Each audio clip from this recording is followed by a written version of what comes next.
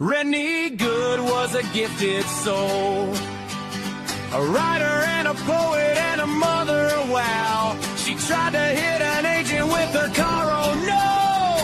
Pop motherfucker, now she's gone! Yeah, yeah, yeah! Being a fucking liberal is a mental disease. Blue-haired and fuckables with the septum ring.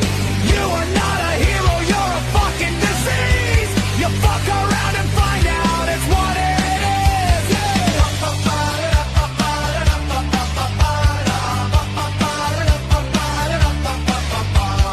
Jeffrey Pretty was a Jewish homo. Started talking shit to protect a chomo. He was getting nicked when he pulled a gun. Bam, motherfucker, now you're gone! Yeah, yeah, yeah! Being a fucking liberal is a mental disease. Blue-haired and fuckables with a septum ring. You are not a hero, you're a fucking disease. Fuck around and find out what that is.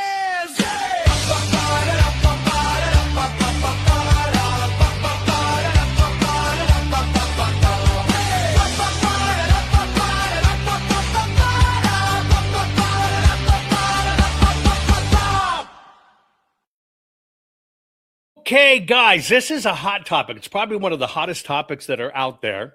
And that's everybody's wanting to know about these data centers, wanting to know about AI, wanting to know about what's going on in the data center world. As you know, we've talked about this quite a bit. I make fun of the system all the time, just like that little parody that all of you love, right? We're in a time where it seems that everything is right is wrong and everything that's wrong is right. And it's up to us to sift through the crap and get it right. Now, this topic is on data centers as it has to do with artificial intelligence and what we should know, what we should be thinking about. We did a video for you that talks about the topic we're going to talk about today. Let me remind you in case you didn't see it in the opening. Warning. Whoever controls the AI data centers controls the electricity, the water, the internet, and the digital economy. This comes from Lindell TV personality, Mike Dillon. He's blowing the whistle on AI data centers. Monday, June 1st live on Cut the Crap Show, join host Jovan Hutton Pulitzer while he hosts Mike Dillon with tough answers and questions about, as Mike puts it, the United States is building a digital empire and nobody asked you. The AI revolution is just to control your life. Mike says, this isn't about innovation, it's about control, and promises to expose how Elon Musk, Jeff Bezos, Mark Zuckerberg, Klaus Schwab, Benjamin Netanyahu, and Donald Trump all conspiring together for the benefit of the billionaire class. Dillon claims, your vote wasn't asked for, your input wasn't wanted, your concerns weren't considered. Why? Because this is the billionaire class's dream scenario. That's Monday, June 1st, on The Cut, the crap show found at rumble.com/Jovan Hutton Pulitzer. See you there. Okay, so here we are going to have this discussion. It's going out across all the channels and stuff. Do you agree this is a hot topic? Answer in chat. Do you have fears regarding AI and data centers? What are you hearing? What are the facts? Are we in trouble? Is it going to take over our country? Are you worried because we're not a member of the billionaire club? Well, those are the topics that we're going to discuss. By the way, today's program, as always, brought to you by the fine folks at Goldco. I'm going to make this really quick so we can get to the topic. I'm just asking you to go to jovanlovesgold.com, request your free gold and silver kit today because now is the time to protect your money with gold and silver. Now, I did this topic because I believe this is a mission-critical topic that you need to know. Now, my guest, basically we had a friend of ours reach out and say, hey, you got to talk to this guy, Mike Dillon, that's blowing the whistle on these data centers. Now, he's part of the Lindell Network. I guess that's what Frank TV is called now, Lindell Network. Health expert, etc. Recently, one of the shows he just did is Stop Falling for the Fear. And so people are fearful about the data centers and stuff. And just like you know I'm all for clarity. We got to get down to clarity. We got to get down to facts. So this is going to be an important show. Share this right now. We're going to talk with Mike about this topic. Get it shared right now so people tune in, because this is probably the most, information outside of elections you've got to be in tune to. So when you're discussing it with friends, you get the story right. We'll get started in about 2 minutes. Warning. The following program has been rated Gilligaff and is intended for open-minded audiences. If the truth offends you, or if you are allergic to focused intensity, intellectual athleticism, or the occasional F-bomb or even irreverent humor, please switch off now. If your delicate sensibilities need to be worried about or addressed, might we recommend the Underwater Basket Weaving channel to you? Otherwise, sit back, enjoy the wisdom, insight, and wicked sense of humor. Cut the crap.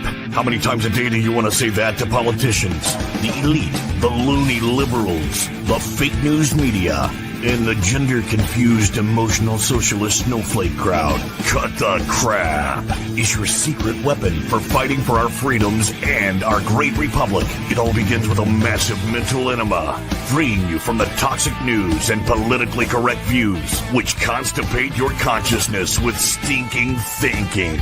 Your host, Jovan Hutton Pulitzer. He's known for calling out politicians and telling them to cut the crap. You've seen him on virtually every television network and listened to him on Coast to Coast Radio. And now he's here to help you learn to fight for America. Culture, race, and American politics. They all have one thing in common. They all need to cut the crap. Now, here's your host, Jovan Hutton Pulitzer.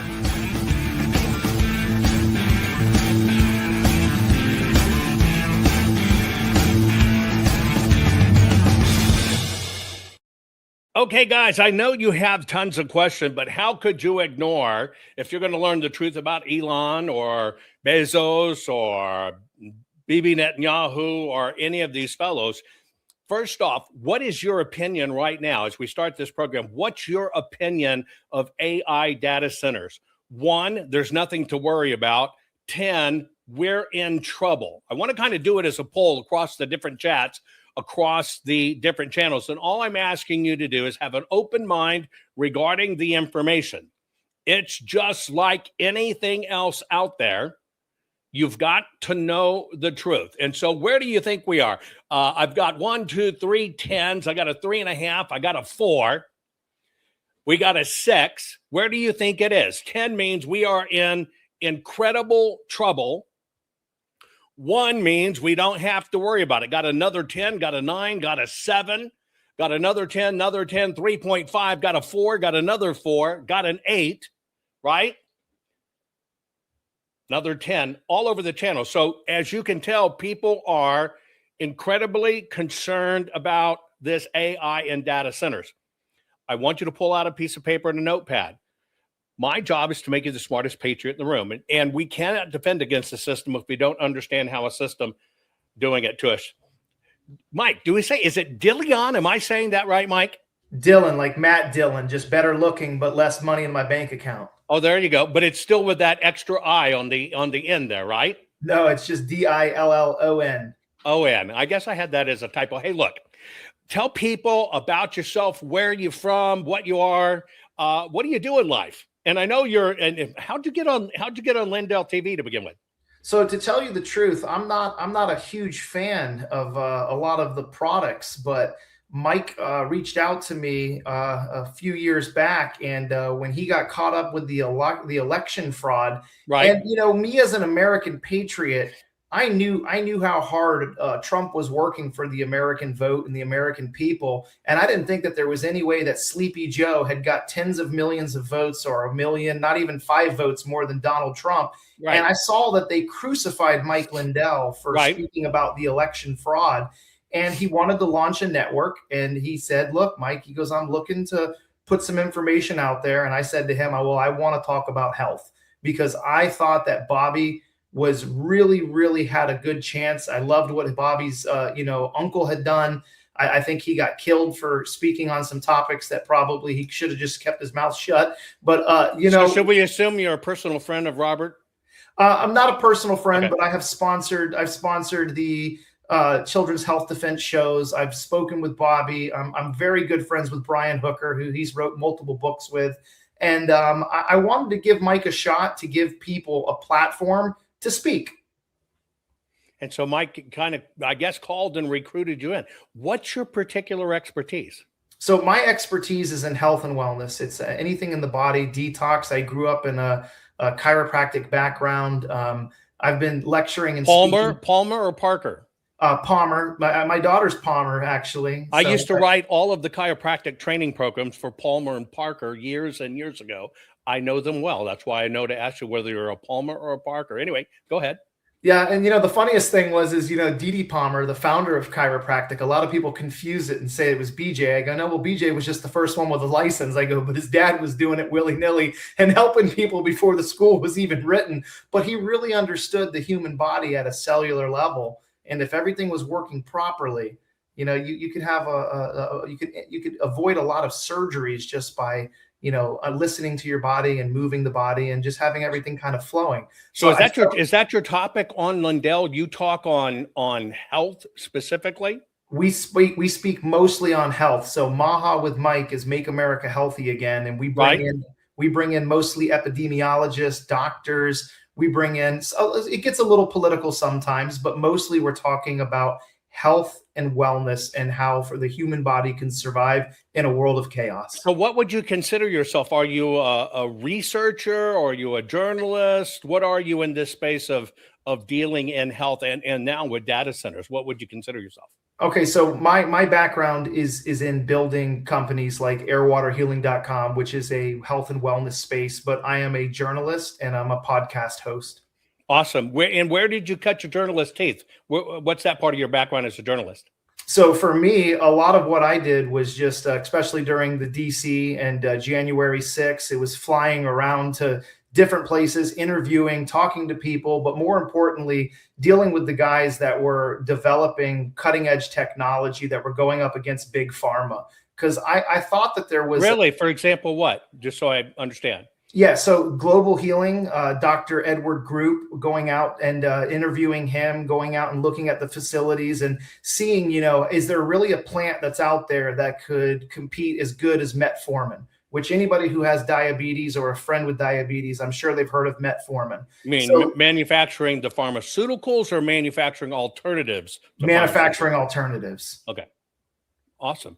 Okay, so you keyed in on this topic, and this is what was sent to me. You keyed in on this topic that data centers truly are it's a big consolidation play. They're going to control our future, etc. Let's start there. I took the 5 points that were sent to me and basically you said your 5 key points here, and let's just kind of knock them on one by one. I want to save time for question and answers too, but you're basically saying this might be one of the number one water crisis and most important threats to public health, agriculture, and long-term sustainability. Tell us what you need us to know about water. So water is probably the most important thing on Earth other than air, because we can go, a couple minutes without air. We can go a couple days without water. Water is crucial. And I think one of the most alarming things, and anybody who's not a liberal or a mental absolute scumbucket would understand, that you should not be building data centers in places that are prone to having droughts, right, or water scarcity. Right. And the thing about AI data centers is they require, some of them, millions of gallons of water to cool these supercomputers.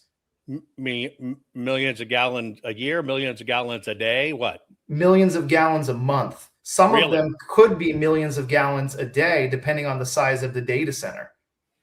And so are you saying that the areas that they've been located in have water issues, that they're being chose intentionally? Is that what you're thinking?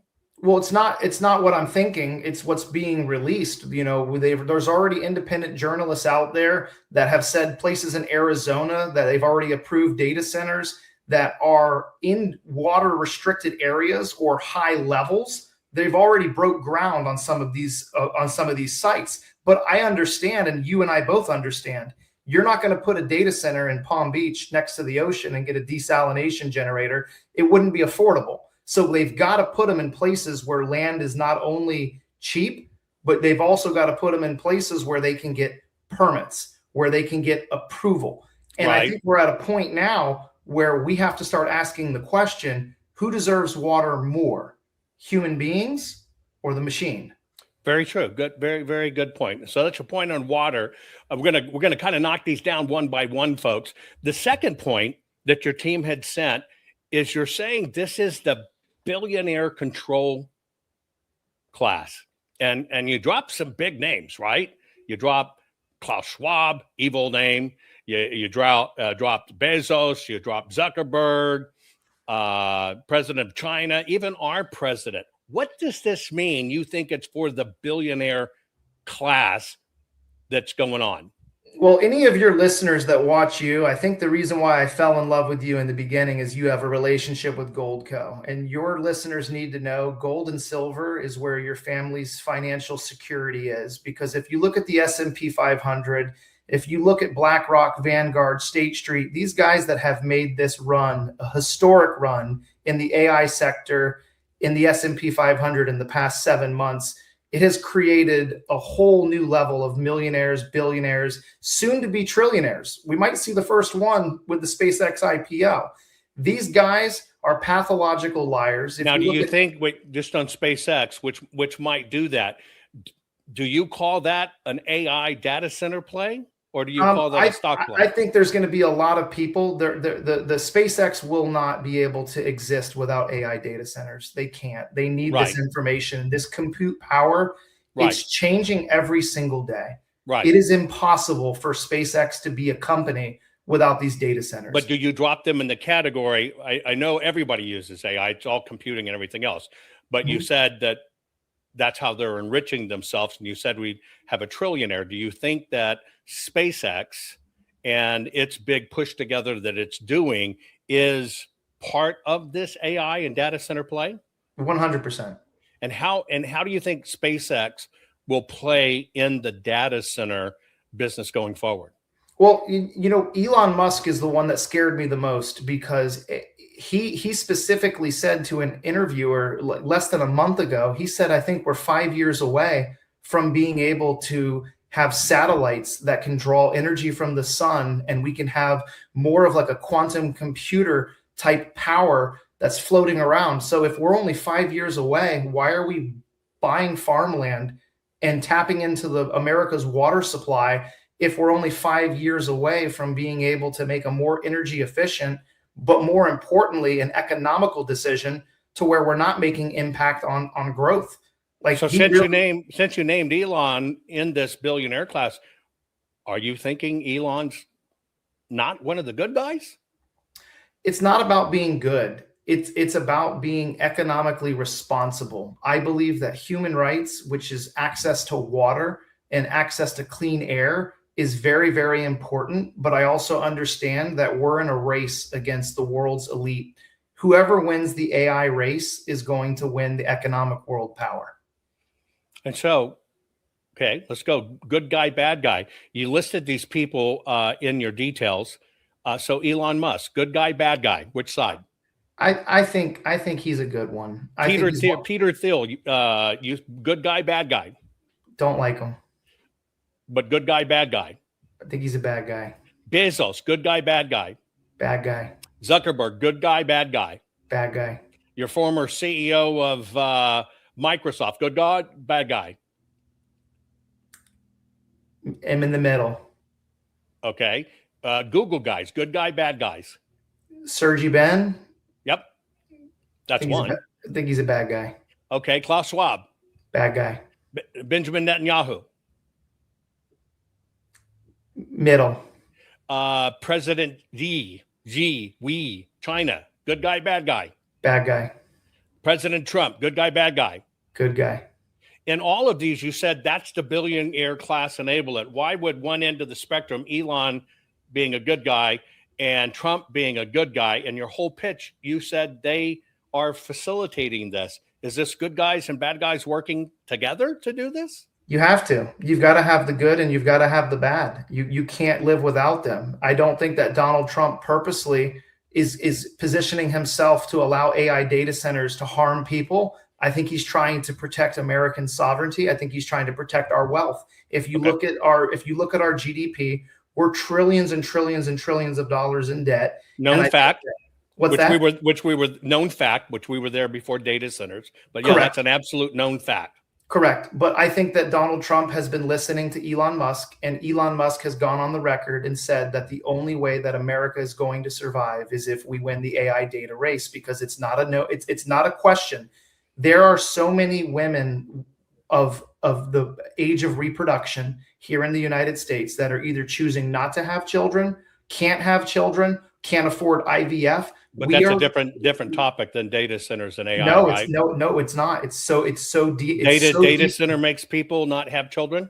No, it's so deeply tied, because the reason we have to win this AI race is because if we have a dying population, who is going to fill those jobs? And so you think we have a dying population? 100%. Okay, great. So now we've got the billionaire class, the billionaire control, that it's going to be an empire. So you think this is going to basically be an evil empire that'll go out of control? Yeah. Your other point was the real plan.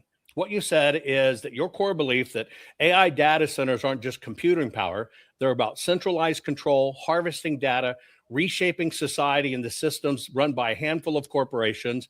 In his view, this is the largest infrastructure takeover in modern history disguised as innovation. Explain that. So we're allowing companies to come into small cities that have water drought issues, electrical grid issues. Such as what cities? Get an example, just so everybody knows. I don't want to assume the public knows the cities or the towns. Which ones you're talking about? I'll give you a specific one. Fayetteville, Georgia, which is outside of Meta's giant data center that they just did. We've had people that have interviewed them. If you look, Mike Adams, Health Ranger, he released on his Twitter a couple weeks ago, there was a woman who said that she couldn't even fill up her bathtub in less than 3 hours. The water that's coming out is murky brown. She's got a constant hum. And, their independent journalists have now reached out and released information saying that they tapped into the water supply and they didn't even have a permit. When they asked, why didn't you do that? They said, we don't need a permit. We have congressional authority. Who's giving congressional authority to a data center to not go pull a permit? You and I, brother, if we went and tapped into the main water supply without a permit, we'd be getting a knock at the door. Wow. Hey, so you're saying it was without permit? There has been multiple data centers that have tapped into water supplies. Fayetteville, are you saying that Fayetteville? I'm sorry, I'm a focus guy. Are you saying Fayetteville, Georgia, right? Fayetteville, Georgia. Yes. Tapped into the water supply without any permits? Yep, that's the answer that was given to the people that were calling in. Wow. How much water are they using? Millions of gallons a month. How many millions of gallons a month? I think it's 10 million gallons a month is what was reported. Okay. So you think this is about a structural takeover? How would they take over? How would this work together? So the bigger issue here is it's not about taking over. It's about redirecting electricity and water to run these centers because they require a lot of money, right? And I understand that most people look at the AI and they look at compute and they look at the cloud as this big fluffy cloud in the sky, but it's not a fluffy cloud in the sky. This is tax breaks. This is transmission lines. This is long-term public infrastructure support, which according to Elon Musk, in 5 years could possibly be done by satellites or switching to quantum computing, which I know Trump is now putting billions of dollars behind quantum computing because it might be a more energy efficient reason. But when you start looking at the NDAs, right, that they're signing in, and I believe NDAs are good for some reasons. When you say NDAs, you mean non-disclosure agreements? Correct. We from the security issues, from what they're using with the land. Hold on. You've actually looked at the data center NDAs? I have not seen the NDAs. They are using NDAs. But you're referencing them. Yes, correct. So we understand that's a disconnect because you said it in a way as if you look at them as if somebody has the NDAs. You're actually meaning it in opposite. They wouldn't be signing NDAs if it wasn't nefarious. Correct. So the employers that are there, the government contractors, the people, a lot of the people in the buildings, which is typical. A lot of times you have to sign an NDA, right? I'm sure you've signed an NDA as a patent holder with patents in almost every country. I sign them every single day of my life and that's why I cornered you in there. I know exactly what they're for, but you said it in a way as if you read them. So I put back on. Yes, absolutely. I have not read them, but we know that they're using the NDAs. And one of the biggest, the big question that people are asking is, when you build this 1 million square foot facility, and you've got, like, if you look in Utah in specific, Kevin O'Leary, they just got approved for 40,000 acres. He said, we do not envision a world where we need 40,000 acres. That's not the size of the data center. We're only going to be building a small center in the middle. He goes, well, at least in the beginning. Do you know why they asked for 40,000 acres? 40,000 acres is to secure not only the water rights that are underneath the 40,000 acres, but it's also for being able to possibly expand for electricity consumption. So we don't know if what they signed with the government in Utah is, hey, you've got 5 years, you've got 10 years. Independent journalists have reached out and said, are you guys going to be efficient? Are you doing solar? Are you guys going to be building a nuclear reactor? Where is this power coming from? So let's do this. Number one, I'm inside that. I'll tell you the right numbers firsthand, but we'll get to that in a moment. So are you under the assumption that it's the square footage of land or acreage of land that determines your power consumption? No, not at all. So you're saying they got 40,000 acres of land because they want water and want power consumption? I don't know that the 40,000 acres was anything other than an investment for future expansion. Maybe they're putting multiple data centers on there. We don't know, but we don't know the total square footage of what the building will be, because the answer that Kevin O'Leary gave was, in the beginning, we don't need to scale that size, at least not in the beginning. Yeah, I'm trying to see where you see the nefarious actions in that. Help me out. I'm sometimes in this industry, people come out with figures fast and furious and whatever, and blah, blah, blah, blah, blah, blah, blah, blah, and it sounds nefarious. I'll translate for the audience. You're actually saying that they are going to expand and have 62.5 square miles of buildings. No. Is that actually what you're saying? No, that's not what we're saying. We're saying that we want to know the scale. How big is it? How much water will you need? How much water is going to be required? Are you going to consume more electricity than the entire state of Salt Lake City? Good. Do you guys have have a plan? Who is we? Anybody that is manufacturing data centers anywhere on American soil. No, hang on. You said we want to know. Who? The American people. Okay, great. No problem. I got it. I just want to make sure that I'm doing so. This real plan's about control. You said that there's going to be an environmental fallout.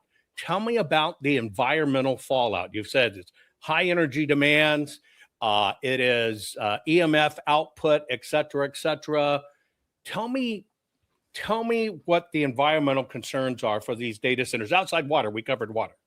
Yeah. So again, to circle back to water, medium-sized data centers. So let's say that the 5,000 data centers that are in the United States, let's say that the biggest one is, outside of Virginia. Let's say that the 1.8 million square foot, and you got 20,000 square foot. So let's say medium. Can we just agree that 500,000 square feet would be a medium-sized data center?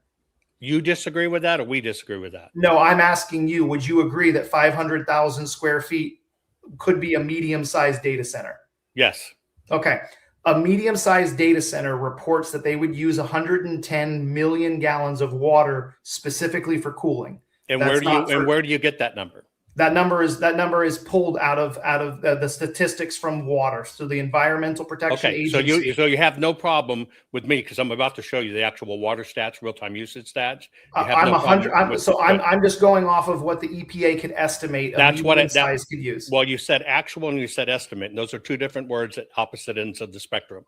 Actual is not 100%. Estimate's not actual, and that's actually not how it's allotted. Tell me about the because I want to know the environmental massive energy demands EMF output. I want to know about the crisis you're predicting in environmental, because I'm going to address it.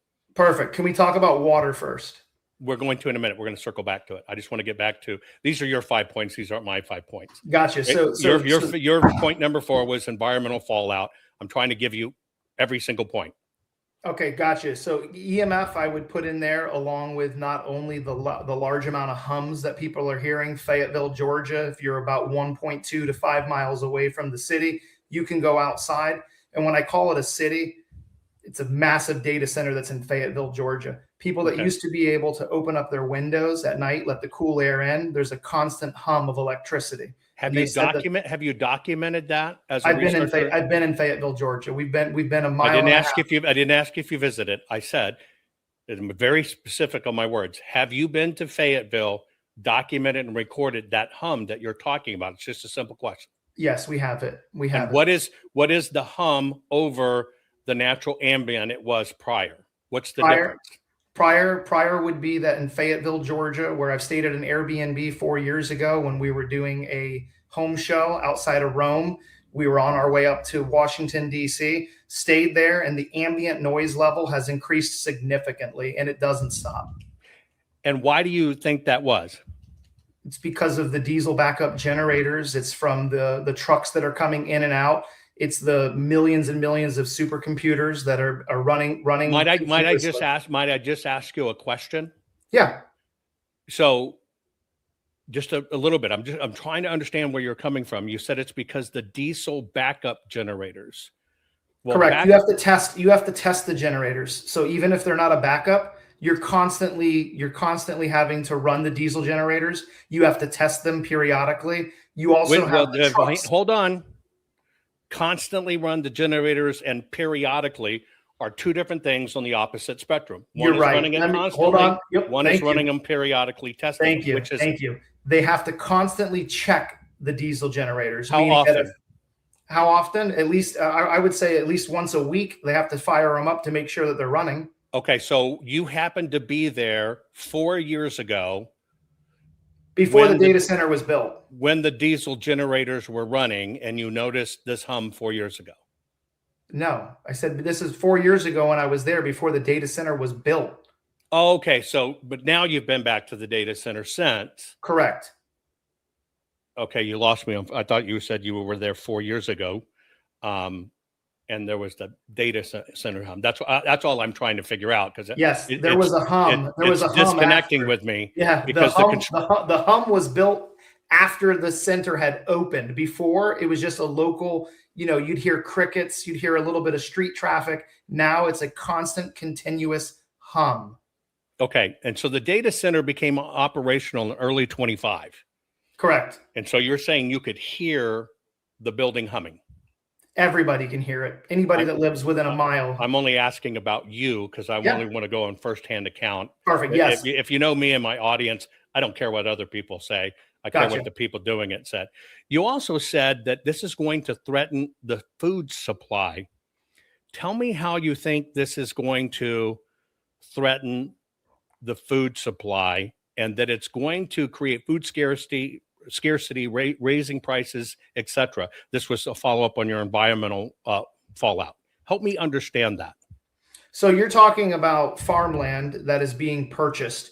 If you drive from, let's just say, Michigan to Indiana, you will see about 7 million signs that are saying no AI data centers. The farmers that we've talked to said they don't want to sell their land. They want to continue to sell. We know that the American population depends on farmers. It is the backbone of America, growing our own food. Right. So we are independent. Right. I think 100%, if we start selling farmland to AI data centers, there is going to be an increase in food. You said you saw 7 million signs, meaning a euphemism of tons of signs. We don't want to sell our farmland. Now, the largest farm purchase that's been on the table for an AI data center. Do you happen to know what that is? How many acres? I'm asking you. Nope, don't know. 126 acres. That was the largest one that's been sold so far. It's the largest one that's been up for bid and grabs, being tried to get a hold of. Now, where was that? Where was that at? That one was in Oklahoma. Oklahoma. Yeah, I can give you the stats on all of them. In fact, if you want to jump to stats, let's just drop to this. Here's the historical timeline of water usage in the United States. We're going to start with supplied wells, et cetera, in the United States. If you look at where we were our peak water consumption in the United States of about 47 billion gallons of water a day in 1970. Now, this has basically been reduced right now, meaning U.S. usage, to about 14.8 billion gallons. So we've decreased this by a third. And in all fairness to you, Mike, I have built the single largest rainwater collection plant in North or South America. Water is very, very, very critical to me. I'm a water whore, so I understand what you're saying. Now, have you seen some of these numbers here that they're talking about 15 billion gallons a day or 133 billion gallons withdrawn daily? Have you seen some of those numbers and when they're talking about this scenario of data centers and AI? I don't think it's going to be that. I think that's an extreme number. Okay, let me show you what those numbers are. I'm glad you said that. Since the 1950s and 60s, in what is called our self-supply industrial. Our self-supply industrial currently uses 15 billion gallons of water a day. That's what goes on right now in the United States of America. 15 billion gallons of water a day. We use in the United States, we use 133 billion gallons a day every day since 1970 for our thermoelectric power systems in the United States. 133 billion gallons of water a day, every day since 1970. This is why I wanted to discuss this issue with water. I understand water like the back of my hand, and anywhere I can dig a pond, I'm digging a pond. Family lives on rivers, I know it. But let me tell you what some of these numbers really are.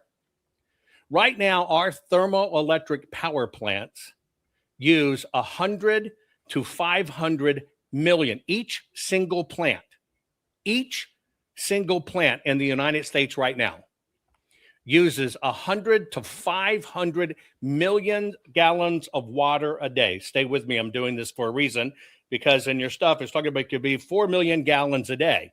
I'm going to tell you why I'm going to this. Hang with me. ExxonMobil right now, just in Baton Rouge only, uses 20 million gallons of water a day, every single day. And Mike, I'll send these to you so you have them, so you can cross-check them, but uses 20 million gallons every single day. Now, that's just ExxonMobil. I'm trying to give you some of the offenders. If you were to look at the paper mills, by the way, Mike, there's 4 of these mills in close proximity to you. Each of them on average use 12 to 30 million gallons of water a day, every day. The semiconductor industry uses 5 to 10 million gallons of water a day, every day. Steel producers use 100 million gallons of water a day for every day. So let me ask you a question. Yeah. Your alarm's water, but you're talking about places where and you can bet, I'm going to show you the facts. You're talking about places where they're saying 4 million gallons of water a day or 2 million gallons. And I'm going to give you the real numbers here when we get to it. Why the disconnect? What made you key up on this is an environmental thing when there's billions of gallons of water that nobody's talking about? I have not seen one person outside of all of those places that you just listed saying that in the past 10 years, they've been able to take showers in their house. They've been able to drink clean water. The issues now, because of it, not saying it doesn't exist, because you and I both know the internet is a crazy thing. You've got TikTok, you've got Instagram, and you've got people that can go live on X. It's now been brought to my attention that the data centers are affecting water pressure on American soil. When somebody can't take a shower, which is it's a human right. I think it's a human right. Do we need to shower to live? Have you ever heard the Shingham Network? No. Okay, give me a few minutes. I'm going to lead you down a path here for an intentional reason, and I'm going to explain to you the Shingham network and what's really going on. Let me give you a few other numbers. The water problem in the United States of America, basically, here's what we've got. This is the timeline of water usage in the United States. Mm-hmm. We are at one of our lowest levels ever in the United States of America in using water. Do you know what hasn't changed? The amount of rainfall we get. Correct. And we've got 100 years of data almost on the rain. So the rainfall has never changed. But there is this environmental water scarcity problem that gets talked about a lot. But statistically, we are at our lowest water large-scale usage. Let me give you some of these exact numbers. You talked about the data centers. Now, you mentioned Virginia. You know, the single largest data center in the United States is right outside Chicago. Correct. Then the next one you have is basically Reston, Virginia. It's right outside Virginia is where it started. That's the old AOL hub. Here are your top facilities. Now, right now, we've got about 5,300 data centers in the United States. Stay with me. I'm going to give you the exact numbers.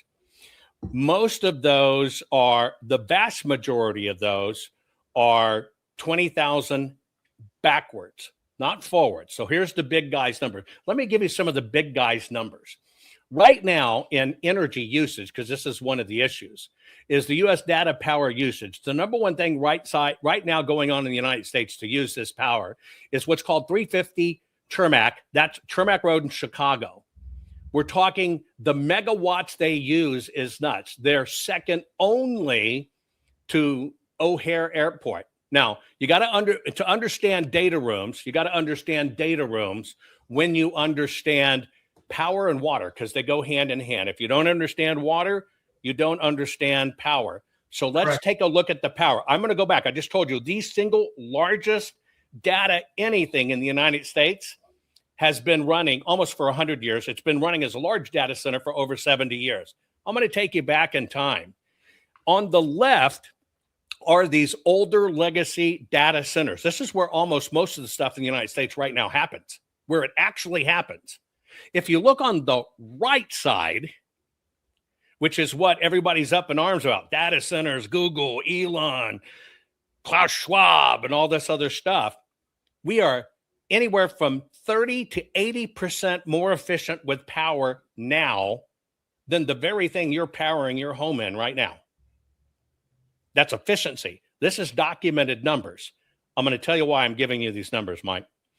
So this particular one that I told you is the big grid right there that has been used forever. And you go to, that's been literally consuming 100 megawatts. We're talking, this is off the scale massive. And it's been doing that every day for 20 years, every single day for 20 years. We got a grid problem in the United States, which we're going to talk about, because you're right. This is an environmental problem. I'm going to show you how this data center stuff truly is an environmental problem. But this is the data center map. Find your state, folks, in the United States of America. Find your state. In those, you can see how many data centers are in your states. Now, it basically works like this. It's 2020 before, 2020 after. That's how you should look at data centers. Here's what you need to know about this data center stuff that's coming out. And Mike, you play a very key important part of this because you're a health professional, and this is an environmental issue. And I'm going to explain, I'm going to bring this home for you of what truly the numbers are. So first off, folks, find your state. Find your state. Okay? Now, here's some of the numbers you need to know. Pharmaceuticals right now in the United States, just pharmaceuticals, it's probably 300 million. We were conservative. Uses easily 200 million gallons of water every single day. That's the pharmaceutical industry. Now we're going to hop to the other one. Johnson & Johnson alone, one place, draws 7.43 million cubic meters of water. That's 1.96 billion gallons of water a year, 5.4 million gallons of water a day, every single day like clockwork. Mike, here's my question. Why aren't we bitching about that? I think we need to bitch about them too. I think they need to be No, held I agree. responsible. But I'm going to show you what the play is. I think you're going to be shocked when you see what the play is of why this information has been siloed. And I'm telling you, it's nefarious. If we were to look at, is it Merck? Here it is. Merck alone uses 14 million gallons a day. Now, people are bitching about data centers, completely bitching about data centers, but they're going to use 5 million gallons of water a day. Here's the deal, folks. There is their actual usage, and then there's what they've been allotted. Most of them really don't peak at about 1 million, but I'm also going to explain that. Let's take a look at the bottled water usage in the United States. Again, remember, we're talking about doom and gloom and data centers and going to take over the world and going to ruin everything, and we got to stand up against it. Well, let me ask you a question. 44.4 million gallons of water a day just in our beverage industry. Tell you what, you want to give up a soda? Give up a soda so we win the AI race. No, we're not going to bitch about drinks. We're not going to bitch about drinks. I want my water. 44 million gallons a day. It gets worse. Okay.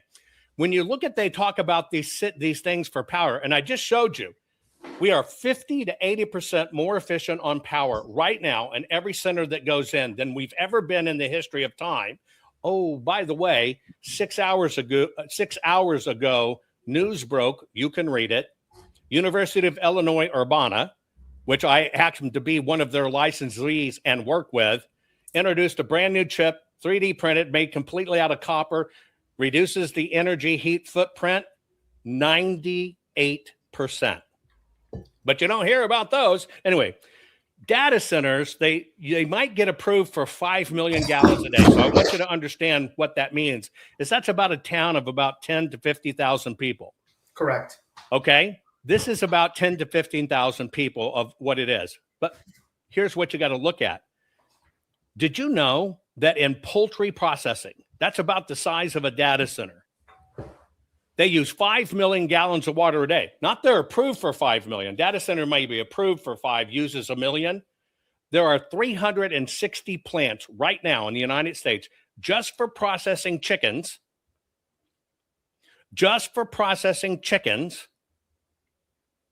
That use 5 million gallons of water a day. That's one facility.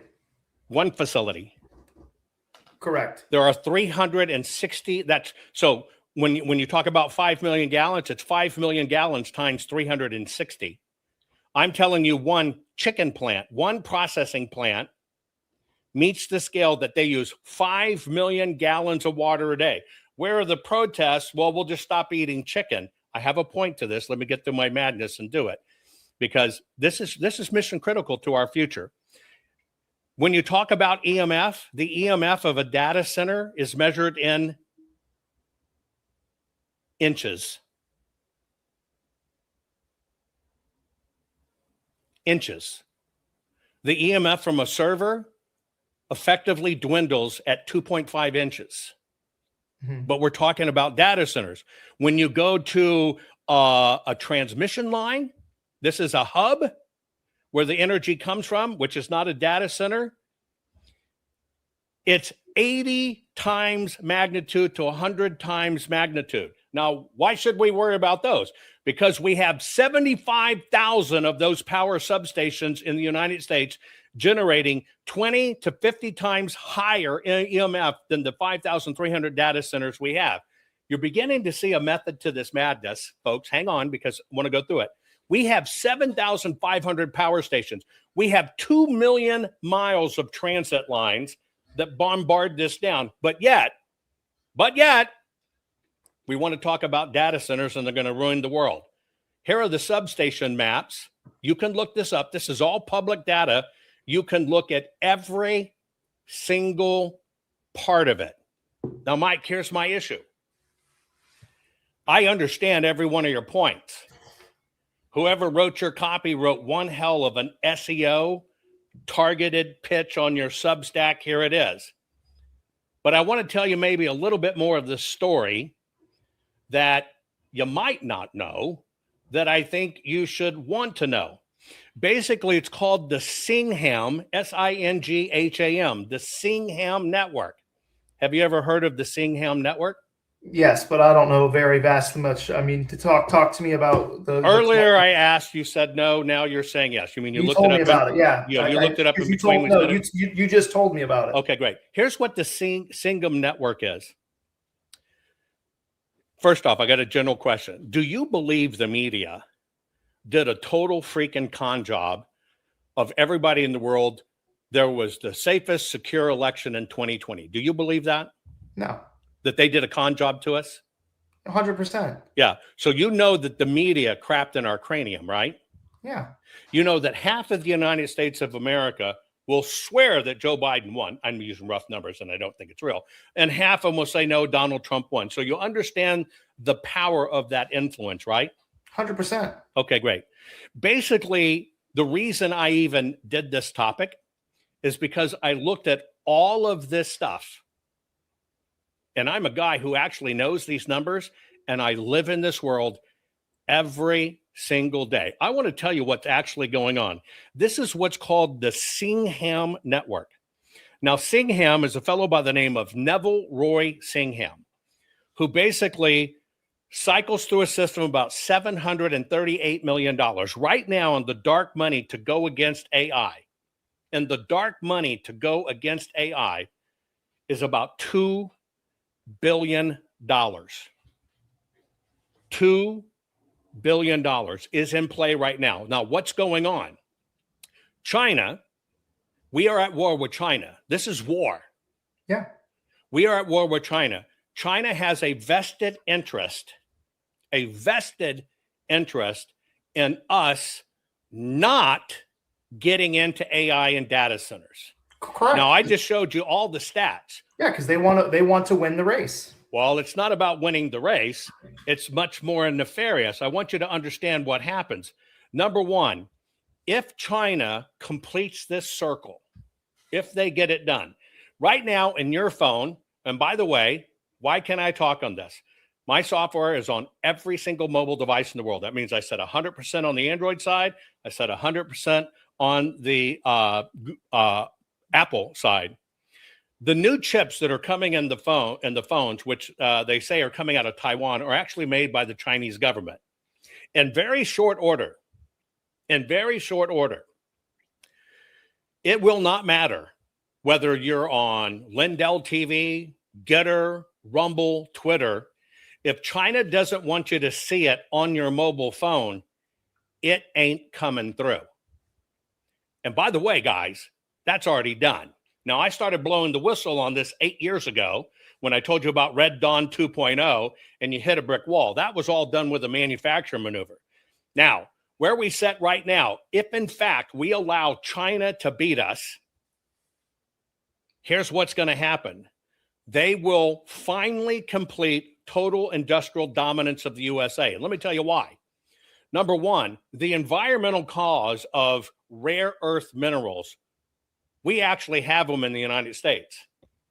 China funded the environmental fight of don't mine in the United States. You're going to poison the water. You're going to poison people. You're going to poison them with heavy metals. And you know what the United States of America did? We enacted laws not to dig them. We enacted laws not to mine them. We got the public all wrapped up about it. And we don't mine our own rare earth minerals. And once they get it in the law, we can't outdo it. Now, why does this matter? Because China controls that destiny right now, 100%. Let me tell you why they did it. Because people talking out there about shit, they had no idea what they were talking about. And what they did is they got a lot of people upset. It's going to kill and it's going to die. And my babies and the Palestinians and the winger-wingers and the gay people and the lesbian one-heart. And everybody bitched about it. Well, while you weren't watching, we gave that away. Now, what you might not know about rare earth minerals, aside from being in the phone, they're in all our transformers right now. And every transformer that runs through our power lines in the United States, that device, which downgrades our power, which so you don't shock yourself, is currently manufactured in China. You know why it's manufactured in China? Because we're not allowed to manufacture them here and we don't have the minerals.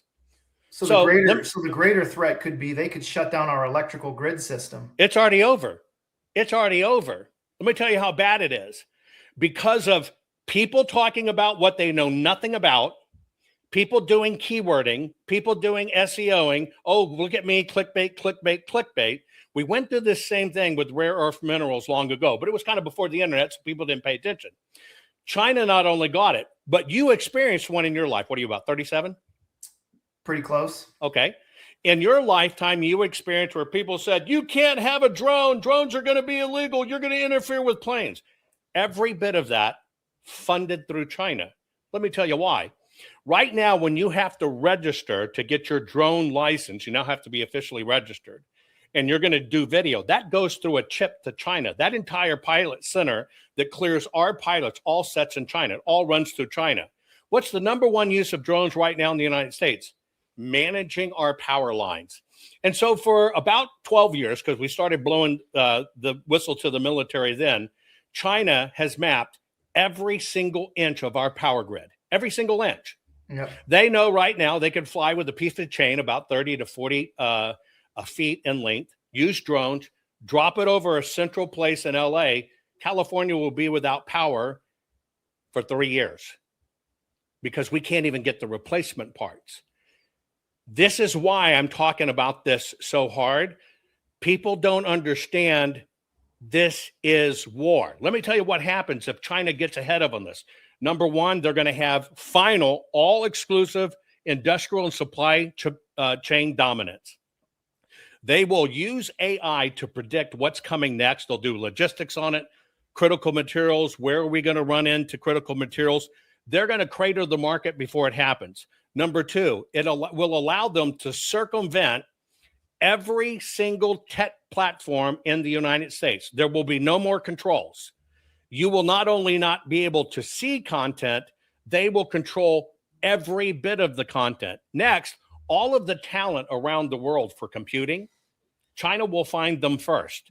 Next, this is the force multiplier in autonomous systems and superiority. You actually say in your promo materials, it's to monitor us, it's the surveillance stuff. Yeah, for China, not the United States of America. We have to run so fast right now, right? So fast right now to get ahead of this that we have to dominate in it. My audience knows me. I basically showed you how China infiltrated a building next to the power plant, made a reactor go nuke. Why'd they do it? They did it all through the software. You got to understand what happens. We are in the most serious way in the world, almost over. This is our Sputnik moment, folks. Now, let me tell you why I'm even given this. They will be able to influence every single foreign report. They are spending $2 billion to do this right now. It's being run by the Shingham Network. You can look it up yourself. It's being fueled by dark money, and it's 100% to get people to say, AI center, data bad, oh my God, kill everything, die everything, we're going to be puppets. Mike, no offense, but I sit in this space, and I'm trying to figure out why so many people repeat crap, don't do their homework, don't go to the source and repeat it. Now, yes, it'll get viewers, but let me tell you what, Mike, you might not realize it, but you're selling for China. I don't get that. I do not get that. And it happens nonstop. And I'm telling you right now, I know you're not doing it intentionally. I know that. I 100% know you're not doing it intentionally. Right. But you also have to remember, I did say to you that it is a matter of national security for us to win the AI race. That doesn't matter in saying it. Mike, we're talking about your materials and what you say. Mike, you fund China. So does everybody that buys a fucking phone. So does everybody that buys clothes. There you go. Don't get upset. Mike, don't get upset. We got to understand what this is. But listen, we're at a point now where we have given them so much power. Do you think that Elon Musk and all of these people are going to pull us through this race? 100%. 100%. If we I'll tell you how. They're going to lose support if people can't take showers. If they can't put the AI data centers to where they're imposing taxes on us, if our electrical bills are going up, All we're saying is with the trillions of dollars that are being funded, show me one place where the shower went down because of an AI data center. Fayetteville, Georgia. No, you're telling me what you've heard. I've seen it. I've seen the water pressure. No, what you've seen, just so you know, is the Shingham network, which I've shown many times, where they go into data centers, they go into our shipping lines, they go into our railing lines, they get into the data hub, and they dial it back. So we're being attacked. I can prove this to you hands down. Imagine let me tell you how bad this is. Being inside a shipping industry Titan's office saying, we've got control of your ship. And they say, no way, call your ship. They dial the ship, you got control of the ship? Yes, we do. And then to get told in the same room with experts, okay, the ship is now going to make a turn to the stern. And it turns. And the guy's saying, I still have control. Being on the rail lines in the United States of America, and those little bitty hubs that sit in the rail line have 2 data people there at any one time. Look at who's online in that data hub, and there's 150 people. Mm-hmm. Shut it all off, reboot the system, the 2 come back on, but you didn't have 148 people ask what's happened, give me a new password. Which is the same thing you found in LA with these healthcare companies and hospice saying, why didn't I get my check when Dr. Oz shut it down? Here's what I'm saying. Number one, I don't believe you were there at down water pressure. I believe you heard about it, but I'm telling you, these are mass manipulations to create these talking points because nobody is doing their homework. But I guarantee you, you give me the day, date, and time that it happened, we can go to that municipal water facility and we can look at their records and I'll find how it was twiddled down. And see, this is the deal. Nobody does their homework. This is what upsets me. Good people get used to foster this war. Good people get used. Yeah, but. Nothing. A patriot's not a patriot because they say they're a patriot. A Christian's not a Christian because they wear a cross on the outside of their shirt. What people don't understand about this is we are fucking at war. 100%. And repeating these talking points, just to repeat them, never bringing on an expert, assuming you have an expert because somebody once was on Lindell TV and talked about power, so that must be an expert. We're hurting ourselves. We're killing ourselves. Let me tell you about these systems in data centers. Number one, we're in a fast rush right now with data centers to reduce the environmental footprint. I've already showed you how it's going to 50 and 80%. We also are reducing the environmental impact of the environmental air and water. Do you know who holds that patent? This guy. You? Do you know why I have that patent? Because I understand what's up and how this is done. So I'm in the middle of this every day. What people don't know about data centers is there's actually 3 things in play. Number one, there's a fast move where it's kind of like Rosie the Riveter, World War II, where, your great-grandparents, because you're so young, but your great-grandparents had to donate metal and all this stuff, and everybody had to pitch in and do it. Well, we had to move fast to get some of these up, like Colossus in Memphis, which is Elon Musk. That's number one. But you had to do it. You had to do it fast, or we'd have been too far behind China. Gen 2, which most people don't know, is the systems are circular. You might prime it with 5 or 6 million gallons of water. One time. Not every day, not every minute of the day, but you might prime it. Now, I just also told you, I gave you the future that the news broke 6 hours ago versus this. This is part of why I even agreed to do this. Yes, at some time, this water that goes through the 1 million gallons, by the way, you hear 5 million gallons. That's what they're approved for, up to 5 million gallons. What they actually use is about 1.1 million, depending on the center, and that's a pretty good center. But what currently is going on is evaporative technology. So it's got to run the water through it, and it's in the evaporation, which is a very old way to do it. You can use the evaporation part to cool these things, and you don't have to use the chemicals. Meaning no glycol. So meaning if you're talking about a closed loop system. Well, that's glycol. That's something different. That's not water. Right, but glycol can be added to the water if it gets super hot. And it becomes, no, you don't, it's not one or the other. You're either doing water or you've got a glycol enhanced system, which is a closed system. It's a closed loop system. That means it's not put back in the groundwater.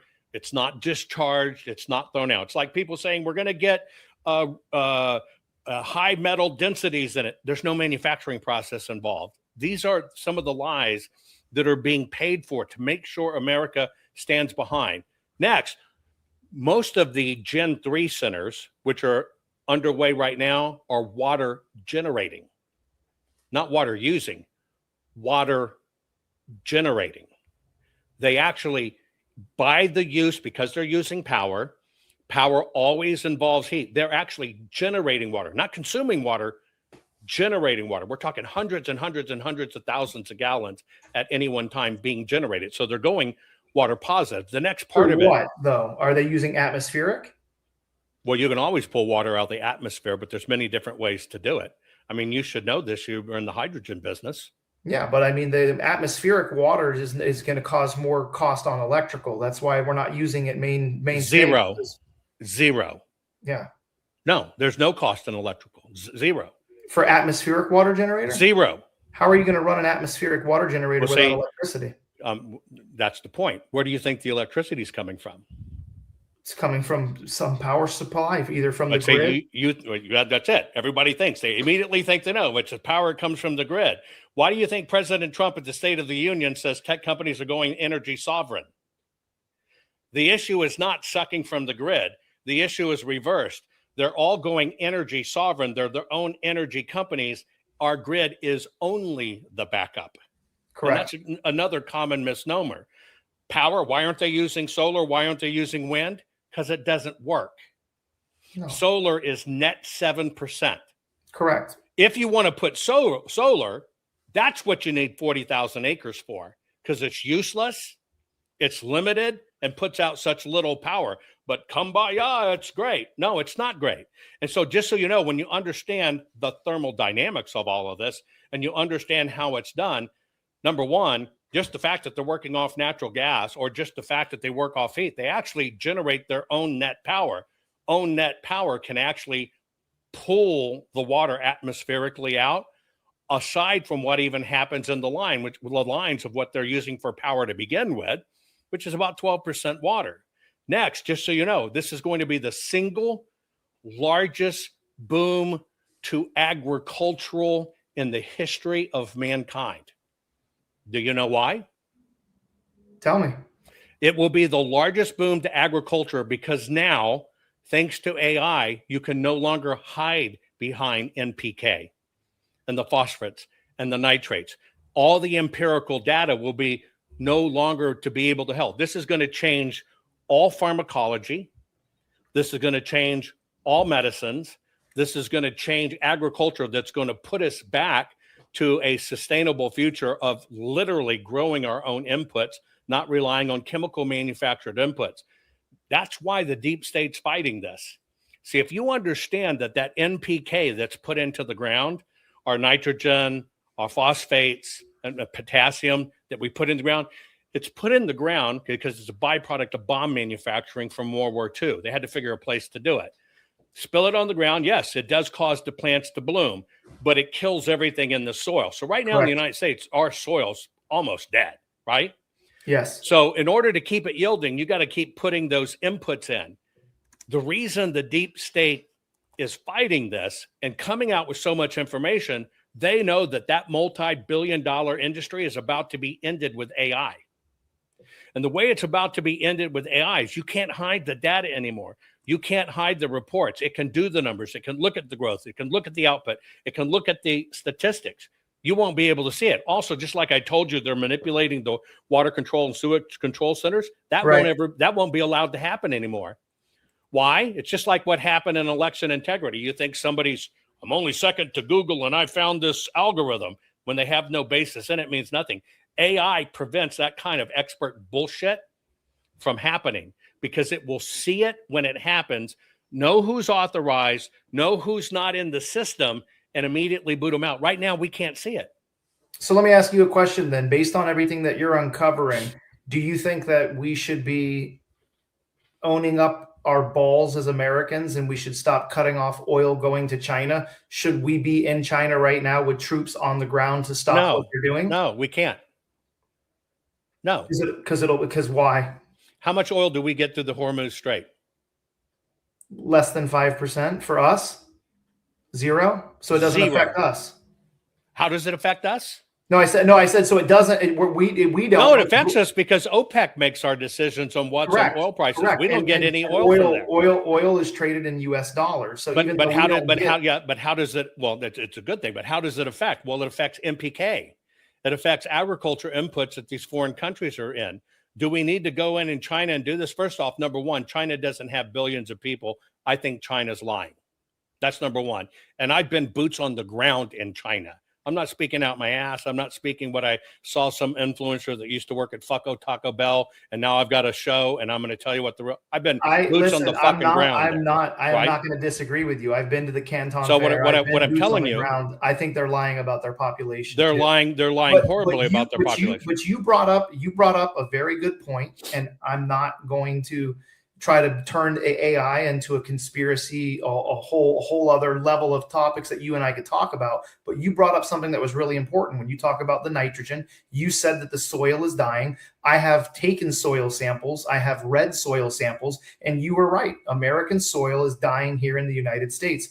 Do you believe that China is somehow behind the spraying of atmospheric aluminum in the United States? You actually believe that shit? 100% without a doubt, there is something that is fucking up our soil. Okay, no, that's not. I didn't ask about that. So you can go atmospheric here, and you can go soil. Correct. You just water sprayed in the air. How many planes have you investigated? That's not my level of expertise. Okay, so you're basically repeating what you've been told. Nope. I'm asking you, can they do it atmospherically or through the water? I asked you if you believed it. You didn't ask me can they do it atmospherically. You asked me, what do we do about this? I said, do you believe that shit? And you said, absolutely so, which means 100%. I believe somebody is manipulating the soil in the United States. 100%. Okay, but soil's not air and air is not soil. Correct. So how is it getting into the soil? Ready? Water. It's called Americans. So they're delivering it through the water systems. No. Let me tell you how they do it. You have no farmers in your family, do you? Nope. Okay. What city did you grow up in, brother? Florida. Okay. Palm Beach County. You suffered, huh? Oh, yeah. Okay. Let me tell you how this works. Because I come out of large landowners, farmers, ranchers. First off, right now in the United States of America, and it's what my newest book is on, by the way. What's the name of your book? That particular one's called Grow Soil Bible. Grow Soil Bible. You don't even know some of the things I read on, but that's okay. Hang on. Literally, here's how it works. Right now in the United States of America, a farmer has to use agricultural inputs. Correct. It's not an option. If you decide not to use agricultural inputs, you do not get farm loans. You do not get subsidies. You don't be put on the government subsidy that will clear out your crops. You have to use them. Now, what is farm inputs? That's pesticides, phosphates, NPKs, extra. The United States farmer right now spends $435 per acre per year for inputs. If you got 1,000 acres, that's a small farmer. 1,000 acres, that's $435,000 you are paying every year to those inputs, pesticides and NPK, that if you don't, the government's not going to back your crops. So what happens is the farmers get in debt. They got to spray more, they got to do more, they got to try to do it faster. They try to do it with equipment. So they sign these loans, which are backed by our government, but the government comes with hooks. You must be using these inputs. Therefore, every year you keep on putting them on, you keep on putting them on, you keep on putting them on because you have no choice. You ever wonder why the highest single suicide rate in the United States of America is the American farmer? That's why, because they realize they've hooked their entire net worth to a cycle that they cannot get out of because they're signing these contracts 10, 20 years in a row. They can't do it, which is how we have lost from 18,000 family farms down to we're not even a third of that anymore, meaning producing in the system. That's the rig. Mike, our system does it to us. We don't need China to do it. We don't need Venezuela or Serbia or all that shit. It's how our system's rigged. And so American farmers have two choices. Here's the two choices. I'm going to tell you how this rig works. Literally, you either buy into the system and inputs, or you're not part of the system. Yeah. Now, here's the other rig. Take Doug McMillon, who just left Walmart as CEO, is left. Well, BlackRock, here's how BlackRock does their thing. BlackRock, and you got to understand how this works in the extortion business. It's not like you think. They're going, oh, I'm buddy, I'm Klaus Schwab. It's not how it works. So BlackRock, which handles tens of millions of retirement accounts, tens of millions, they go over to Doug at Walmart and say, you need to have a female board member. And she needs to be black. And you got to make sure she has a dick, but you're going to swear she's a woman. Now, hang on. It's not a joke. Listen, hear me out, brother. They're going to go in and they're going to tell Doug, you better have a black woman with a dick board member. And you are going to absolutely make every employee in your company sign a pledge to acknowledge pronouns and to say that transgenderism is real. By the way, you can verify me on this. Oh, now, I believe it. Let's say, Doug, let me tell you how it works. That's how they destroy us. That's how they destroy us from within. Well, hang on. That's what I'm telling you. And we all fall for this stuff, and that's how we get it. But hang on. So Doug has a choice. Now, his compensation package is in excess of $40 million a year. And he deserves it, by the way. But what they do is they come in and tell him to do it. Now, he could either stand up for America and say, fuck you, which he's not going to do. Because he's first going to take care of his family. Number one, he'll be a pariah for the rest of his life. He'll never be able to make any more money. They'll destroy him. The second part is what BlackRock does is say, we got, well, let's call it 30 million people have Walmart in our retirement portfolio. Let me tell you what we're going to do, Doug. You're going to do this. And if you don't, tomorrow we're going to issue a 1-paragraph letter, and it's going to say, we have decided to remove Walmart from all our retirement investment funds. They don't even have to say why. When they do that memo, the market will panic and go, what the fuck do they know we don't know about Walmart? And he'll go, Larry Fink will go, Doug, I'm right. And people will start dumping Walmart stock. You got millions of stock. Your stock ain't going to be worth shit. Now, by the way, Doug, we hope you say fucking no, because when it drops to nothing, we're still going to buy more in pennies and we're going to own more than 18%. We're going to get up to 50%. So fuck you. What are you going to do? Then they control the vote completely. That's how it works. That's how every bit of this works. It is financial extortion. And most people don't understand this in farming. You asked about earth, right? I'm the same way. Look, yes, I'm very hard on this stuff, but I am a water whore. I am all about sustainable, right? We can do this ourselves. We don't need all these inputs. We can change everything, but the system won't let you. I'm about as green as there come. I'm just not a meanie greenie because I think that's being a fucking ignorant. You don't have to be doom and gloomy to show it. But here's the deal. The system won't let people out. Here's what's last but not least. Doug, in their produce department, made a promise not to buy sustainable produce. So you're not going to get in Walmart. You're not going to get in the distribution system. And by the way, that's why BlackRock bought into every major grocery store chain. There ain't a workaround. No, listen, you're preaching to the choir, man, because like when I actually have a very good friend of mine who's from China, and when he came here to America, he told me he grew up in the suburbs of Chicago, moved to Orlando, Florida.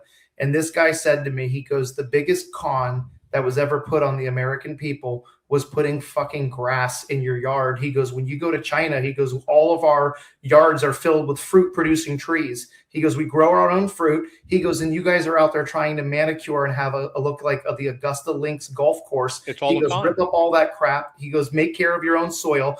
And that's what big government is afraid of, because if every American citizen here said, I'm not cutting my grass anymore, I'm going to put some minerals and I'm going to put some natural cow manure and I'm going to grow my own schoolyard type, elementary level type garden, carrots and cucumbers, we would solve America's food crisis immediately. But you're right, which we did during World War II with the Victory Gardens, but Yes. something else happened. Yes.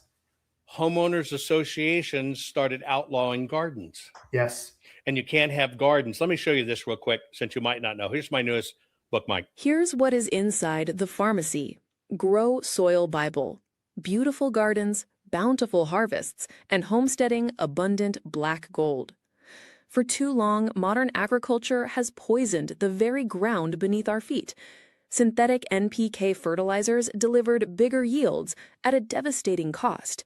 They wiped out the teeming microbial life that once made soil rich, alive, and endlessly productive, trapping us in a cycle of chemical dependence and dying farmland. Now is the time to fight back. The Grow Soil Bible takes you on a powerful journey back to the ancient wisdom that created the world's most fertile soils. Discover the secrets of Amazonian terra preta, also called black gold, born from biochar, fish bones, compost, and microbial magic. Master the art of Chinese green tea composting and Japanese bokashi to transform kitchen scraps and yard waste into living, breathing super soil. Whether you're a backyard gardener, passionate homesteader, or family determined to build real food security, this book gives you everything you need. Step-by-step instructions, precise natural ingredients lists, and proven techniques to grow your own ultra-fertile dirt instead of buying dead bags from the store. Become a true dirt farmer. Revive the microorganisms that power life. Break free from synthetic slavery and slow chemical suicide, and create abundant, nutrient-dense harvests that feed your family for generations. Your garden, your orchard, your future. It all starts with the soil. Reclaim the earth. Grow your own black gold.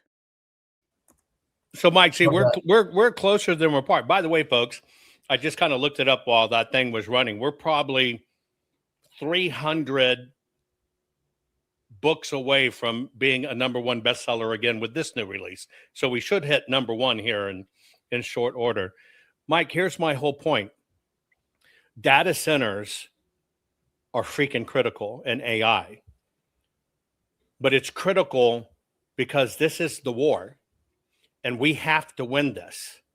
And when you really look at the water consumption in the United States, #1, it's a lie that we don't have water. It's a total lie, a total absolute lie. Rainfall we have still falls. Every inch of rain per 1,000 feet at a standard roof incline generates 660 gallons of water. Here's the numbers. Every 1,000 square feet of roof for every inch of rain generates 660 gallons of water. Now, you probably live in an area that's 46 inches to probably 50 inches of rain a year. Your house, just your house alone, generates far more water than you use. 100%. Move the data centers to Florida, baby. Stop putting them in Arizona. Well, no. Arizona also has water. Enough? Arizona has far than enough water to run a data center because it's not the data centers. Arizona, it's a racket. The #1 subsidized item in the world is water. Do you know what the global price for water is a gallon? $24 a gallon. Wow. Because of subsidies. It's a fucking racket. And they're trying to do this Al Gore shit. We have just as much water. Here's what happens. Our water doesn't fall on natural ground anymore. It falls on highways and concretes and Asphalt. parking lots. The cities don't deal with it. They shoot it right to the drainage system. It goes right out to the ocean and has to be desalinized if you want to do it. And by the way, we can do AI cooling with salinized water. It doesn't have to be desalinized to do it. You just have to shake the salts every now and then. No big deal. That's the racket. The racket is they have to play in the scarce business. Now, this doesn't mean use water and let your water hose run. You know, I'm 62. When we were kids, we played in the water all fucking day long and never ever thought about it, right? And there's nothing better in the world than a hot day, and water out of the water hose is the best tasting water you can imagine. But anyway, we let it run out to the ocean. Now, that doesn't mean one of my homes had, when I bought the model home, had 60 some odd freaking sprinklers in it. I immediately cut that to 12, got rid of them all. You don't need that. We're overdoing. Our lawns are a racket, our homeowners association a racket, and our farming's a racket. But here's the deal. We never paid attention. We never asked where it came from, ever. We never asked what's going on. When we have 100%, not only to solve our water in the United States, globally, we can solve our agricultural issues. Water is going to become the war of the future, but it's all a racket because they got to play scarcity. The reason why I even did this is I wanted to understand where somebody was coming from, and everybody's sounding alarms. They're sounding the wrong alarms. What I'm worried about is I'm worried about this Singham Syndicate knowingly fighting for China to do the same thing they did on rare earth minerals, the same thing they did on manufacturing. It's the reason that our pharmacology chemicals get manufactured in China. It's the reason our chemical business went to China. China learned to manipulate us with fear. They sold fear. And so all they have to do, they don't go get K Street lobbyists like you think. They'll drop, $100 million into a campaign. Did you know that the pharmaceutical industry is killing your plants down the streets and your kids are going to be grown with 4 ears? You can't manufacture them in America. Well, moms want to protect their kids. Oh, my mom. Oh, my mom, my kids, and what we do, we beg for lawmakers, help us, help us, help us, help us. Now that's where Chinese play. They say, well, you want to protect your people. You just can't do this in the United States of America. You want to know where the single largest concentration of rare earth minerals is in the United States of America? North Carolina? No. Did you know our coal plants? Remember when we used to burn a lot of coal for power in the United States? Yeah. And Obama and stuff shut it down? Yeah. The byproduct of coal is a thing called fly ash. Pennsylvania. They pile it up on the banks because they don't know what to do with it. It's loaded with rare earth minerals. We have about a 50-year supply of rare earth minerals setting on our fucking riverbanks because they won't let us process it because it's an environmental harm. When we can build the plants to do it, they just won't appropriate it. And it's fucking setting on the rotten banks, and we got to buy from China. That's the racket. That's the game. Because nobody researches, nobody understands where this come from, etc. I'll tell you how bad this system is. There was a guy years ago. This is probably 30 years ago now. You ever been to West Texas, brother? I've been all over Texas. Okay, so you actually got out of the posh neighborhoods in bikinis and you went somewhere tough. Okay, so Yes. You know how you look across West Texas desert and it's all that red, glistening red rock shit? Yes. Okay. That sprinkling you see in the rock is actually gold and silver. And it's at a very fine microscopic level, but that's what gives red rock its sparkle. So this guy figured out, right, how to extract the gold. Here's what he did. He went across the desert pouring a very low-level acid. Very low-level acid. By the way, like pouring hydrogen peroxide on dirt. It works in an acidic nature. He poured it over the red rocks that are hard, softened it up, and then he planted a particular grass. Now that grass actually sucks up the minerals into the grass. So now the gold and silver is present in the grass. Then he comes back and he cuts the field. He binds it in the grass into a hay bale, and then he sets it on fire. And then after the fires burn out in the hay bale, there's a little button of gold. Wow. All the mining, all the refining, our government outlawed it. Fucking It's not even fucking mining. This is how bad it is. And these are the games they play with our lives. We don't have a food problem. First off, our food has no fucking nutrition. It's ridiculous. It has no nutrition. But when you realize that we wait for the government to fix it, all the government can do is write a law. But see, that's the catch. If they write the wrong law, we're in trouble. Think of how many states have already right now written, we will have no data centers in our state, which, by the way, they already have data centers in every one of their states. Everything that's doing pharmaceutical, every pharmaceutical manufacturer that's using 3 times the amount of water, every chicken plant processes and is washing the chicken. So if at the end of the day, here's your background. Everything that they're saying about the water, if everything they're saying about the water is an absolute lie, then it just goes to show you that we are being manipulated, or they're doing the best part. But it's not AI. No, it's not. Look, we're being drafted into this war. That's what I'm saying. The Sheehan project that you're talking about, without a shadow of a doubt, what you have proven to me is that there are concerns about the future of AI, but at the point where we're at now, we can't launch rockets into the sky that can get compute power from the sun. We're not there yet. We can, yes, we are. But what you have now proven to me without a shadow of a doubt is China is purposely putting out disinformation, and they have us fighting over a topic that is a non-topic, and they want us purposely to be sitting there like good environmental fucking puppies, and we're there at the board meetings. I don't want us to win the race in China because I want to take a shower. That's exactly what it is. But they're manipulating us. Look, Elon. Basically, what you've proven to me in the past hour and a half is China is doing Hegelian dialectic on us. There you go. Space. Look, Elon's right. They are 100% manipulating false numbers and false information. And what they want us to do is they want us to lose the race to AI. Because if we lose the race to AI, we're over. 250, when we're all at 4th of July lighting off our fireworks, it might be the last fucking firework display we see in this country. Look, that's what the deal is. Here's the deal. Elon is 100% correct.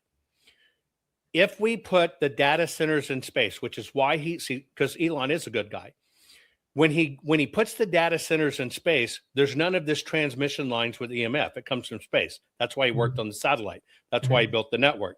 Space is sub-zero. There's no cooling. That's why people don't understand the play. You put President Trump in that lineup of here's the people for the billionaire class. Let me tell you why President Trump, and my audience knows this. Why is he going after Greenland? Iceland is green. Greenland is the one with ice. When you put the data centers in Greenland, you eliminate the cooling, the second largest cost. That's the play. That's what all of this is about. It's not they can see Russia. It's all about power consumption and cooling. And so you got to understand, people just don't know the numbers. Here's your Palm Beach numbers. And I'm so sorry you have to suffer and live there, but somebody has to do it. But anyway, agriculture right now in Palm Beach uses 346 million gallons a day, but everybody's freaked out about a tech center, a data center might have 5 million gallons. Maybe they don't use that much. Public supply is 252 million gallons a day. Landscape irrigation right now uses 97 million gallons a day. This is just Palm Beach. They use 8 million gallons a day in industrial. If we look at it from a larger standpoint, this is Florida. 2,215,000,000 gallons a day just to do the public supply only for Florida. 2,089,000,000 gallons a day to support agriculture. 434 million gallons a day just to do thermoelectric cooling for the state. 500 million gallons a day for industrial. Landscape, 376. People are freaking out about this. If we look at Louisiana, where everybody's bitching about Louisiana, they might use 4 million gallons a day. Here it is. Ready? Okay. They're actually going to use 1.5 million gallons a day, is to project it until they do the switchover. They're allotted for 5 million. In that parish, Richland Parish, it uses 36.9 million gallons a day for agriculture. The paper plant next door that nobody bitches about already uses 10 million gallons a day, been doing that for several decades. Then you look at industry in this part of Louisiana, it's using 2,100,000,000 gallons. Rice production alone is using almost 1,000,000 gallons a day. Fish farming alone, 720 million gallons. But what have they taught people to fight about? Because they scared you on water. It started with acid rain, which was bullshit. All they've done is carry the same Greta Nunshit shit, flotilla shit, and they've taken good conservatives who have bought into this, are panicked because you're worried about your kid, you're worried about your showers. The bottom line is nobody asks where these numbers come from. Nobody asks what are the real numbers. Nobody does their homework. A lot of people speak on it. A lot of people regurgitate other people on it. But here's the deal. We may not be seeing bombs fall next to our house. We've certainly seen enough riots and bullshit from the Black Lives Matter bullshit. But we're under attack. We are in the middle of World War III right now. And it is on our fucking shores right now. But the reason you can't grasp we're at war, why they did what they did in 2020, because it is the take fucking over. It is why you can put people on TV, say, I'm an election integrity expert, and they switch the votes in Venezuela and Serbia. We have no jurisdiction there, and all of the election rules dealing with the machines or software are voluntary. Anybody ever tell you that? That's why they're getting you to focus on that shit, not the ballots. The ballot's a felony. You fuck with it. Folks, we are at war. You might not hear the gunshots. You might not hear the bombs, but they're using all of us to do it. And so many people just grab onto this information and will spew it out there. We got to get our shit together. Don't you agree, Mike? We've got, like, people like you and me who talk about, we've got to get our facts fucking right and teach people how to fight this war. I tell people, if you don't know how the system does it to you, you can't defend against it. Would you agree? Somebody in your chat just said it's a war for your minds, and that's 100% what we're at. That's where we're at right now. And again, I will still stand by the fact that I do agree with you that if we do not win this AI data race, we are going to lose this country. I do 100%. I just want to make sure that there is some type of way that we can make sure that the taxes are being paid for by the people that are making trillions of dollars, because we do need to win. If we lose the war to China, I think we as a country are over. Let me ask you a question. Do you think the billionaires don't pay tax? I think they pay tons of money in taxes. But you just said you hope they charge the taxes right. Don't not pay the taxes. That's a okay. So let me take that back. What I think is if they're making an extreme amount of money in this war to IA, the AI race, I just pray that there is not some sweetheart deals that are given as far as the electrical grid, or if they're getting a less. Nobody's getting a deal. Nobody's getting a deal on the grid. Not a single one. So there, I can sit here and tell you. I can tell you as of 144 hours ago, to get one of these plants built, government didn't build it. They don't get the grid. They got no special favoritism, and the family that funded it wrote a $600 million check to get it done. And there were no favors. There are no favors. So again, no water. No, they're not getting a cut on water. You don't think they're getting any? What is a cut on water? The one city you mentioned in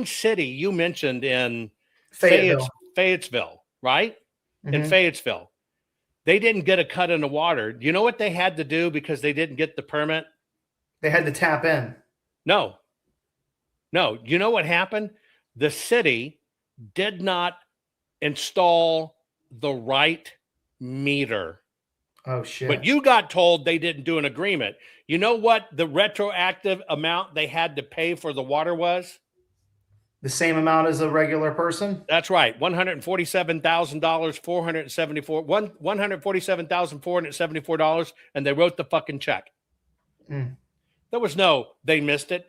Now, who are we listening to? Somebody who knows somebody who knows somebody who worked at Taco Bell, and I'm a lumberjack, and I'm the greatest tech guy in the world you never heard of, kind of bullshit, repeating stories that aren't true. One singular connection, one, out of all the metering for all the projects, one singular connection got installed and failed to get on the county book correct. And therefore, it did not get linked properly to the billing account. Gotcha. So it was just. What's the story? They didn't go get a permit. Wrong. It's fucking wrong. So we need to sit back and we need to unveil the fact that we are being filled with lies because a communist country that wants to see us, which again, I still don't understand the play here because we support China's entire system. But if we fail as a country, they're going to fail economically. No. You know the play. Think differently. What's the second right answer? We're the economic engine battery inputs. Correct. They're not going to tank our country. Basically, what's going to happen is, and my oldest is older than you, so I could be your dad. So they're going to absorb us. Well, we're not going to be Soylent Green. We're battery units, brother. We're fucking the Matrix. Way back when, both parents didn't have to work. Through Women's Lib, they said both parents have to work. What happened when both parents worked? That money got soaked into the system too. It's all about pushing us to the capacity of consumerism to continue to consume. Okay? Now, in the continuing to consume part of it, we're still going to be here. We're going to be the economic engine. But what they're going to do is they're going to put puppets in that extract more taxes, continue to lead in favor of China. Look, I know this stuff first fucking hand. I'm not some random schmuck. These are things I've even sit back, even how they work with elections, and you sit with the president for 96 minutes, not 2 minutes at a rally for a photo op or 3 minutes like most of the staff get. This is the war. And so what happens is they want lawmakers that keep on doing laws that go against us, which is why they're trying to buy up farmland, which is why they're trying to set up factories. Because why? China can't support itself anymore. Here's the difference. If we ride this out and win in AI, I've never seen anything move this fast, ever. And I'm telling you, I've been in tech for a long fucking time. But I'm telling you guys, I've never seen anything evolve this fast as I've seen this. But if we win this, it's China that's over, not us. Yeah. That's what either China's going to be over or we're going to be over. And you know what? Russia doesn't give a flying fuck. Putin wants to be left the fuck alone. Let our people do our shit. Let us do our shit. Leave us alone. You guys figure this out. That's right. But so it's coming down to China and us. But you ever wonder why, when you were a kid, Mike, we used to bitch about a $50 billion bill appropriation. Now it's in the trillions. It's because they're raping money. These guys are trying to get money out of the system as fast as they can. And that money ain't going to be worth shit if this falls. No, which is why I told you in the beginning, I said I love that you're promoting gold and silver through Goldco because that is the only real value. That's the only hard asset that we have, but not everybody can afford to invest in gold and silver. And I tell people here, all my audience knows about their rights for minerals and what you can do. But here's the deal. This window is shorter than you could ever imagine. And right now, the battle is so touch and go that the system has us thinking it's Venezuela, it's Slovakia, it's Kazakhstan, and it's all bullshit. What we have to focus on is where is the fight that we have to fight that we must win. And folks, I'm telling you, we must win this AI fight. If we win the AI fight, let me tell you what will happen if we win the AI fight. If we can keep AI clear, and right now, you can test it yourself. You can ask Grok, you can ask ChatGPT. One is totally fucking corrupted, and one is about as clear as you can get and kind of calls it like it is. ChatGPT, you can't educate if they're wrong, even about somebody like me. Grok, you can. They'll go and run the numbers and recheck them and do them. That's what's up for battle. If we win in AI, what you will have is course correction. Course correction. Just like when I did my program the other day, and my program was on Abraham Lincoln's African Nightmare. Most people don't know. We already did reparations in the trillions, and we already gave Black people their own country. We already did that. Most people have no idea. Do you know why I can finally get all those facts and bring you the truth? Because of Grok. AI. Grok. Yeah. I can finally find the documents.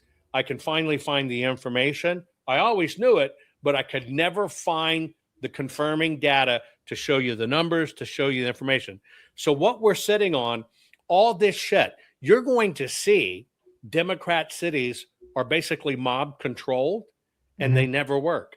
You're going to see it in plain, stark numbers. You're going to see communism never works. You're going to see medicine is a fucking racket to keep you ill. You're going to see it all. That is how close we are to this. And this is why you yourself have to understand as a citizen, it's not going to replace your job. Let me give you an example. And I tell people this all the time. All it does is morph the opportunity. You can check this out on your own, folks. Look at big earth movers, excavators, bulldozers, etc. Caterpillar, you can go through their course. It costs you about 30 grand. You can get it financed like any student thing. And you go through a program and they will teach you all of their AI systems. They will send you a console that's kind of like my desk. You see about 12 feet of monitors here, right? So I can monitor everything. Just like your little console if you were racing a car when video games coming out, but they're going to send you a console, which is their excavator. You will be the same excavating guy. You got to know how to do it. You got to know where to cut. You got to know where to push or whatever, except you won't be in the field any longer. You'll still be doing the work. But you'll be working remotely. You'll work remotely. They'll put you in the most dangerous situations in the world where we really need to be. We can't get people to work. And you're going to go from being an operator at $50 an hour, you're going to go into an operator that's $250 an hour. That's all that's going to happen. Your job's not going to replace. You're not going to replace as a welder. You're going to be a welder that's going to be untethered from your small neighborhood. I'll weld in any you want me to weld on the space station? No problem. And you're going to be doing it remotely. It's still going to need welders to do it. It's a one-person gig doing it. But it's not like you think a robot's, because the robot's not making the decisions. Correct. Right? So you got to understand what's ultimately going to happen. There's a place for every one of us. Oh, listen, brother, you don't have to preach to the choir, because there's certain things where I think that people do need to be replaced.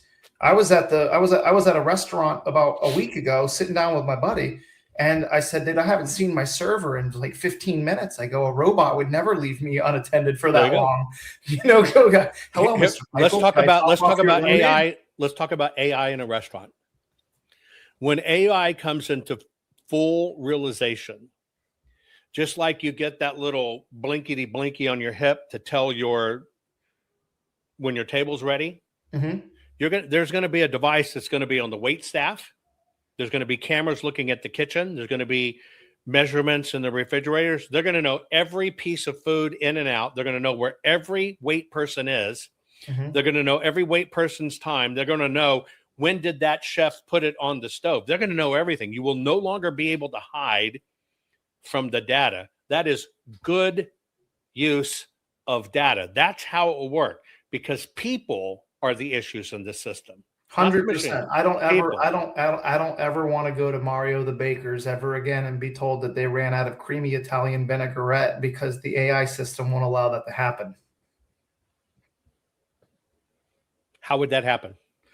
Because of, like you said, with cameras, with shortages, knowing what was ordered, that's human error. AI wouldn't make that mistake. They would have 2 extra days worth. Oh, this is the #1 selling dressing. How can I go to a restaurant today? I literally go to this restaurant because they have the best creamy Italian. And I've done that before too. They got to come there and tell me, "I'm sorry, we ran out of that." Well, you know what? If your whole system was run on AI, you would have had a two-day backlog, and Cheney Brothers would have delivered the ingredients that you need to make that restaurant. And here's how it works. Let me tell you how I'm going to complete this whole system for you.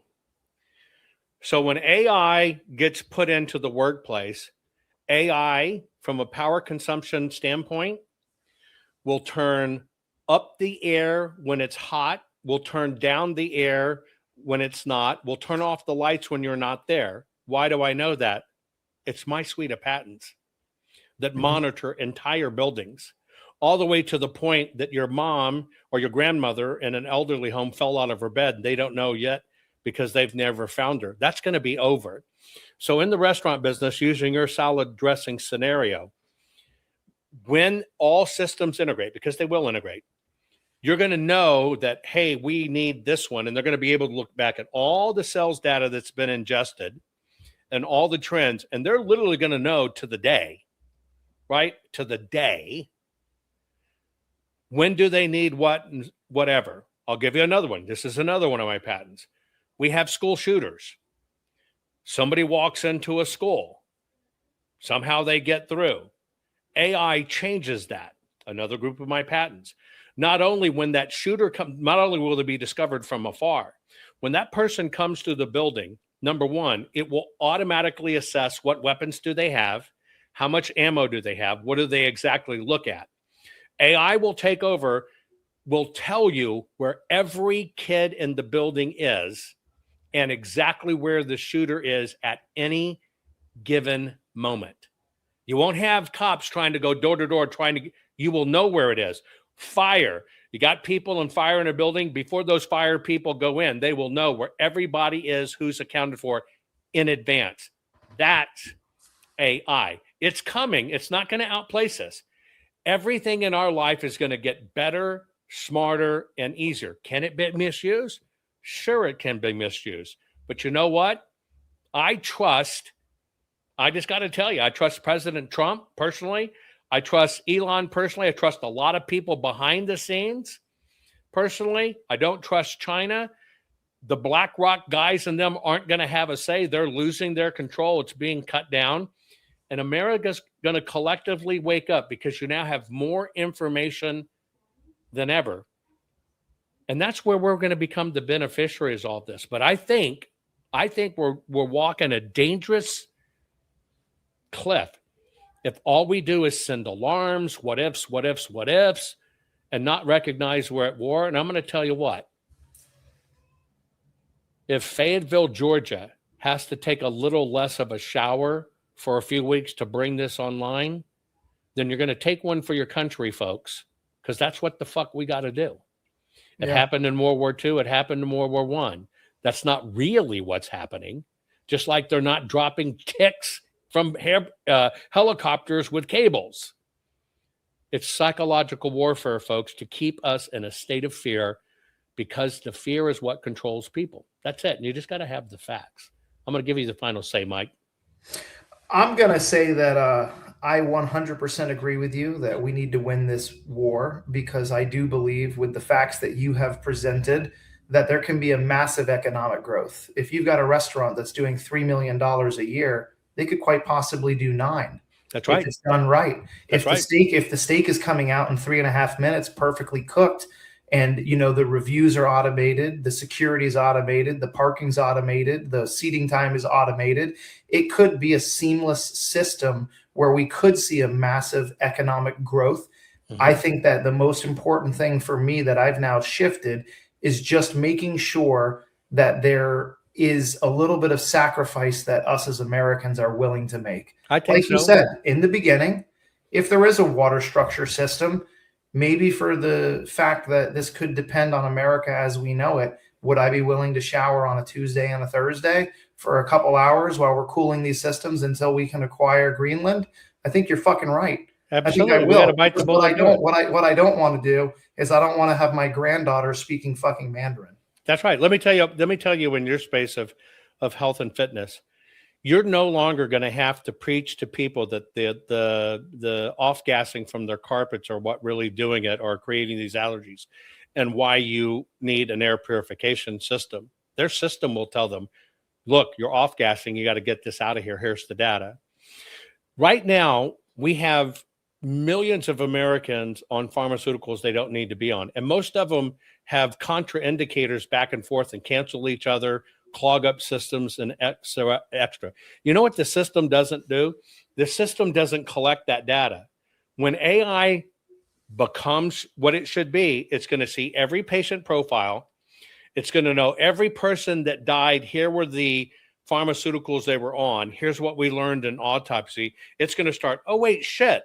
We're giving calcium reducers at the same time we're giving blood thinners, and all of these patients had these issues. Stop it. It's also going to know, hey, this chemical that you're taking from a pharmaceutical company leaches calcium out of your bones. And so you got to take this vitamin, this vitamin, this vitamin. It's going to say, here, put this in your system or eat this to fix it. It's going to do that for us. Right now, we can't synthesize the information. We've never been able to synthesize the information because there were two things. We didn't have any technology to do it, but there were gatekeepers. We were only as good as our librarians. If our librarian didn't want a conservative book in our school library, there fucking wasn't one there.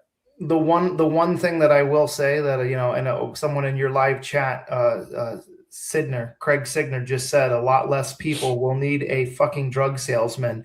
I really do believe that AI will be able to help people live a healthier, more fulfilled life because it will be able to do exactly what you said. It will replace the statistic that the third leading cause of death in the United States is medical malpractice. Doctors misdiagnosing something, somebody being put on a blood thinner when they should have been put on something different. And they will be able to go in and say, hey, here's all the things that you're taking. If you cut this out of your diet, you won't need this. Your cholesterol will drop, or your cholesterol needs to increase. We'll come in and say, you know what, instead of having your thyroid removed, you had a simple iodine deficiency. Looking at your diet, you're not eating enough fish. These are the things where real world things can be solved, right? We're not gonna have think tanks. We're not gonna have theory anymore. It's just gonna be fucking fact and evidence. Here it is. Mm-hmm. Everything's hidden from us, folks. Mike, I know you know this. Especially in your field of health, everything's a lie. Yeah. Everything in our supposed healthcare profession is a fucking lie. All of it. And there's no way around it because the gatekeepers won't let it in. You can't get this stuff and it can't do it. But here's what I know. We can heal ourselves. Yeah. We can 100%. Heal our land. We can heal our people. We can heal our minds. We can heal our kids. We can see the trends online with AI that is making kids, well, maybe I'm trans and I got to cut off my wiener. We'll see those before they happen, before they can do it to us. AI will call out. AI will have real-time information, understanding what's really going on economically. You won't have stuff like, fucking Trump brought the Hormuz, and now our gold oil prices are through the roof, and gas is through fucking Trump. You won't be able to do it because that's not how it factually works. Now, can people stay in an arcade system? Yes. But here's my deal, folks. Here's the simple thing. Where's the cure? We always have been. We always will be. Not lawmakers. Us. We just don't know how to call out the lawmakers. We don't know how to do it. But I'm telling you what, 6 years ago, facts like these weren't possible. No. And in 6 months, the amazing facts we're going to have is going to be even further to the roof. So, Mike, I really appreciate you letting me pose hard things. I cannot tell you how refreshing it is to have somebody on with an open mind that can just look at it. You got a stake in this game? You got family? You got kiddos? Yeah, I told you my daughter was named Palmer after Dee Dee Palmer, the founder of chiropractic, Yeah, but I didn't catch how many kids you have. You only have the one? 3. I have 3 girls. Oh, good. Lucky you. My youngest is Palmer. She's the sweetest little child. And people that's the liberal mentality, is people who are unwilling to change when they're presented with fucking facts. It means that you're just a clickbait motherfucker. That's right. Like I said, what you presented with me, this is a war on China against us. So what I need to do is I need to change my headlines and say, are we willing to sacrifice to win the AI race? Because to me, it's like it could be the entire future of America could be dependent on whether we sit here. And like you said today, I've presented facts to my brother-in-law, and I said to him, I go, look, here's ChatGPT, here's Gronk. When I went in and asked ChatGPT a series of questions, it just looks like it was trying to steer me in the direction it wanted to. When I went and asked Gronk, what opened my mind to the whole thing about AI is when I asked Gronk, I said, are you familiar with what Nikola Tesla was working on when he died? And it said, yes. I said, what was it? It said free energy. And I said, I'm going to ask you a series of questions. And I said, I want you to say yes or no. And it said, okay. And when I asked Gronk, I said, is it possible that Rolls-Royce or Boeing have patents on engines that once they're at a certain altitude, they can convert the engines to etheric energy and only use jet fuel to break up into the atmosphere and land? And it said, I said, not sure. And I said, did you say not sure because you were programmed to answer that? And Gronk said yes. ChatGPT said no. And I go, at least Gronk is telling me really, like, it's going through all the shit. Gronk answered me correctly. You got to ask it. You got to ask it. You got to know to ask it. Are you being told this because you can't answer? And Grok will answer you, but you got to ask it. Yes, and that's what I asked. I said, did you say not sure because you're programmed not to answer this question? Now, does that mean that the entire airline industry is a scam and they're only using 570 pounds of fuel to get up and get down and there is some type of patent? But like you said in your show, we have been lied to on all fronts, which is why we have to get to the bottom line of what is real. And what's real is depending on something that is smarter and faster to answer than what we can do humanly possible. Now, I will state on this, I do believe that there is a creator of this world, and I don't think that the creator would allow AI to come into existence if it wasn't going to be for good. I think a lot of world problems can be solved as long as we do AI is God's fulfillment. AI, I think, is God's fulfillment that we're finally able to handle more information. Correct. That's what I think. And I agree with you. I think that there's going to be some there is going to be some world life-saving scenarios that are going to happen. And I think we're going to catch disease. I think we're going to catch medical errors. And I think that we're going to have a world in the very near future where our favorite dressings never run out of stock. And we will never have another pandemic. Yeah, 100%. It just won't be able to happen. Look, when President Trump and the one assassination tip where he turned his head at Butler and that bullet went through his ear, that's for me when I saw the hand of God say, nope, we're gonna take this all the way to the end. And we're gonna do it right. I don't think we're losing, folks, but I do think we're hurting ourselves. But Mike, I gotta tell you, you are a breath of fresh air, brother, to absolutely be open-minded, see it, hear it, and go, wow, that makes sense. I get it. And I just want to say, I truly, truly appreciate you coming on, listening, seeing the facts. That's it. We're in this war lock-handed. All of us that sit in these seats, we've got to get everybody up to speed. 100%. 100%. And the reason why Donald Trump, in my opinion, might be the last president is because I think that the AI system is going to run America possibly better than any human ever could. Don't agree. We're going to have better information, but it will not take over human informed government. And I'll tell you why. If you ever been onto a website and you're going into a website and you think it's a security feature and it says, tell me which of the 9 photos has a street light. Yes. You have to click that. Do you know what that is? Engagement? No. So all of us are being used to train AI. AI cannot achieve human abilities. It's impossible because AI doesn't have discernment and flexibility. It only has hard facts. And so what people don't know, and you grew up with it because of your age, and people do it every day. When you go to a website and it's CAPTCHA, and it says which one is a boat or which one is a street light or a crosswalk. Yeah. They used to reward Bitcoin for solving CAPTCHA. You're training AI because what they're saying is they're looking at all the errors they get in AI where it doesn't have a confidence factor of 98.9. That's all it can strive to, 98.9.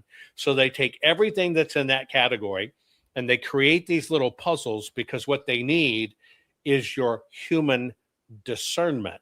So when you're looking at those 9 photos and you click, this is a street light, this is or a crosswalk, whatever, you are applying human discernment to teach computers the best way they can mimic it, human discernment, because it's dealing with angles of light, it's dealing with side views, and that in your human world you can take in. The computing world can't take that in yet.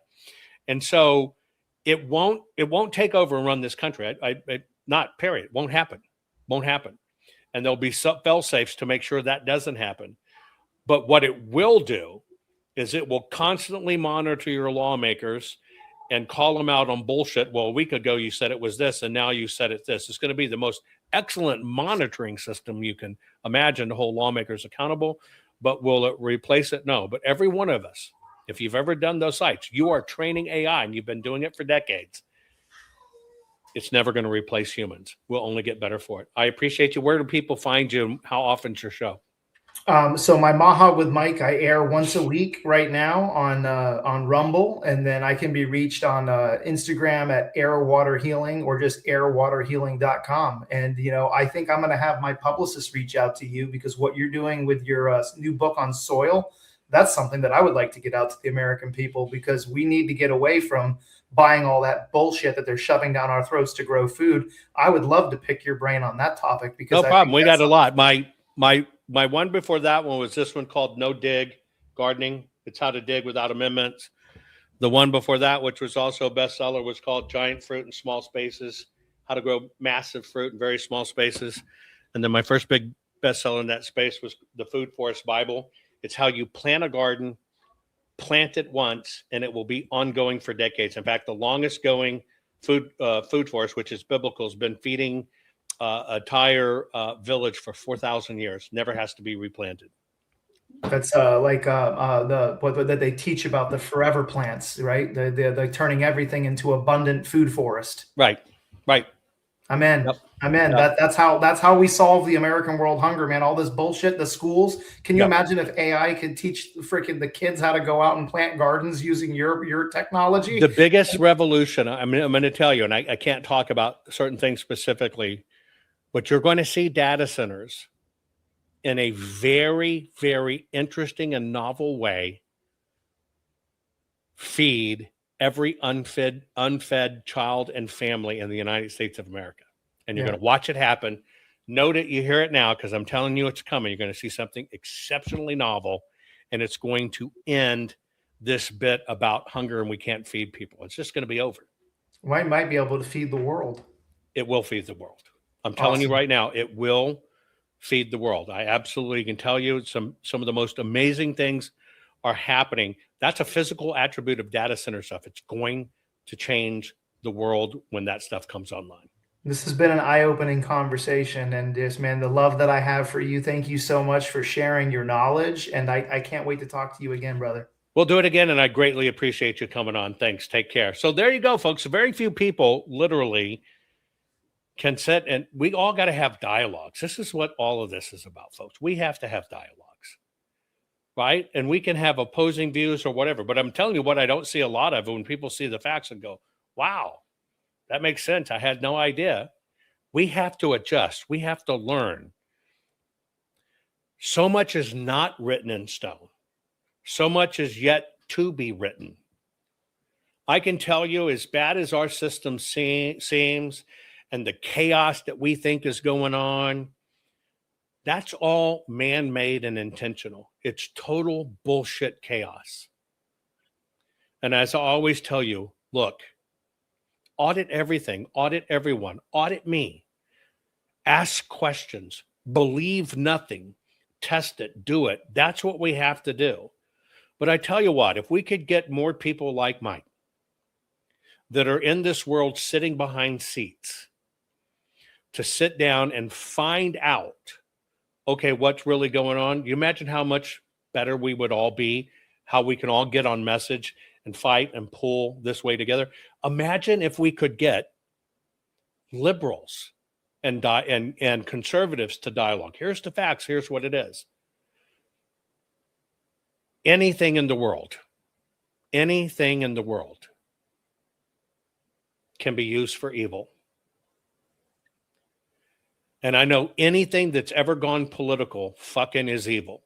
And I know when people get into power and they get addicted to money, look, you know me, I've been there. You watched me go from a billionaire to a nothingaire. Boom. It can happen. Money's not everything. But I tell you what, we're either Americans or we're not. And that's all it comes down to. For all of you that watch this around the world, you want us still to be Americans, and you want Americans to be strong because we make you strong too.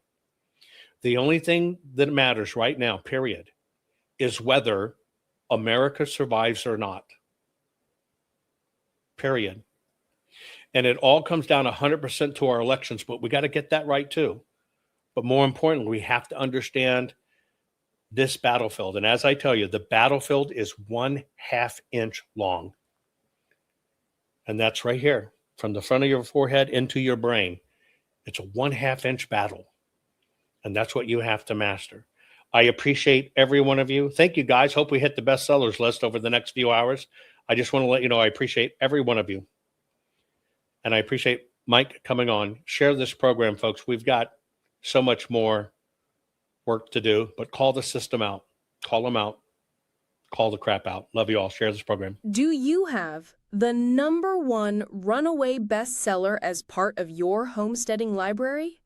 Introducing the Food Forest Bible, How to Create a Food Forest, Sustainable, Self-Managing, Natural Food Production for Self-Sufficiency and Food Security. We all know the system is broken, but food, sovereignty, and survival are up to you. Will you comply or defy their plan for us all? You will own nothing, eat bugs, and be happy, or so the system says. Is this why America's largest food processing plants and food supply plants keep burning down? Do you really think this is a coincidence? Of course not. The system is telling us right to our faces what they have planned for us. You have a choice. Comply or simply defy their plan for us all. Defy the system's plan and execute your own plan. Abundant, safe, secure, natural food supply. Introducing the Food Forest Bible, this bestseller by Jovan Hutton Pulitzer is the single most complete, executable, easy-to-follow plan for sustainable, self-managing food production for self-sufficiency and food security. For the first time ever, a coffee table, heirloom quality, full-color book which unlocks the ancient secrets of creating a food forest. Imagine planting in a way which requires no digging, no pesticides, and creates massive ancient food abundance. No fooling. Food forests are the ancient secret to planning and planting once, and have your own Garden of Eden, which will feed your family for decade after decades. Buck the system. Buck the New World Order and order your very own copy of Jovan Hutton Pulitzer's Food Forest Bible.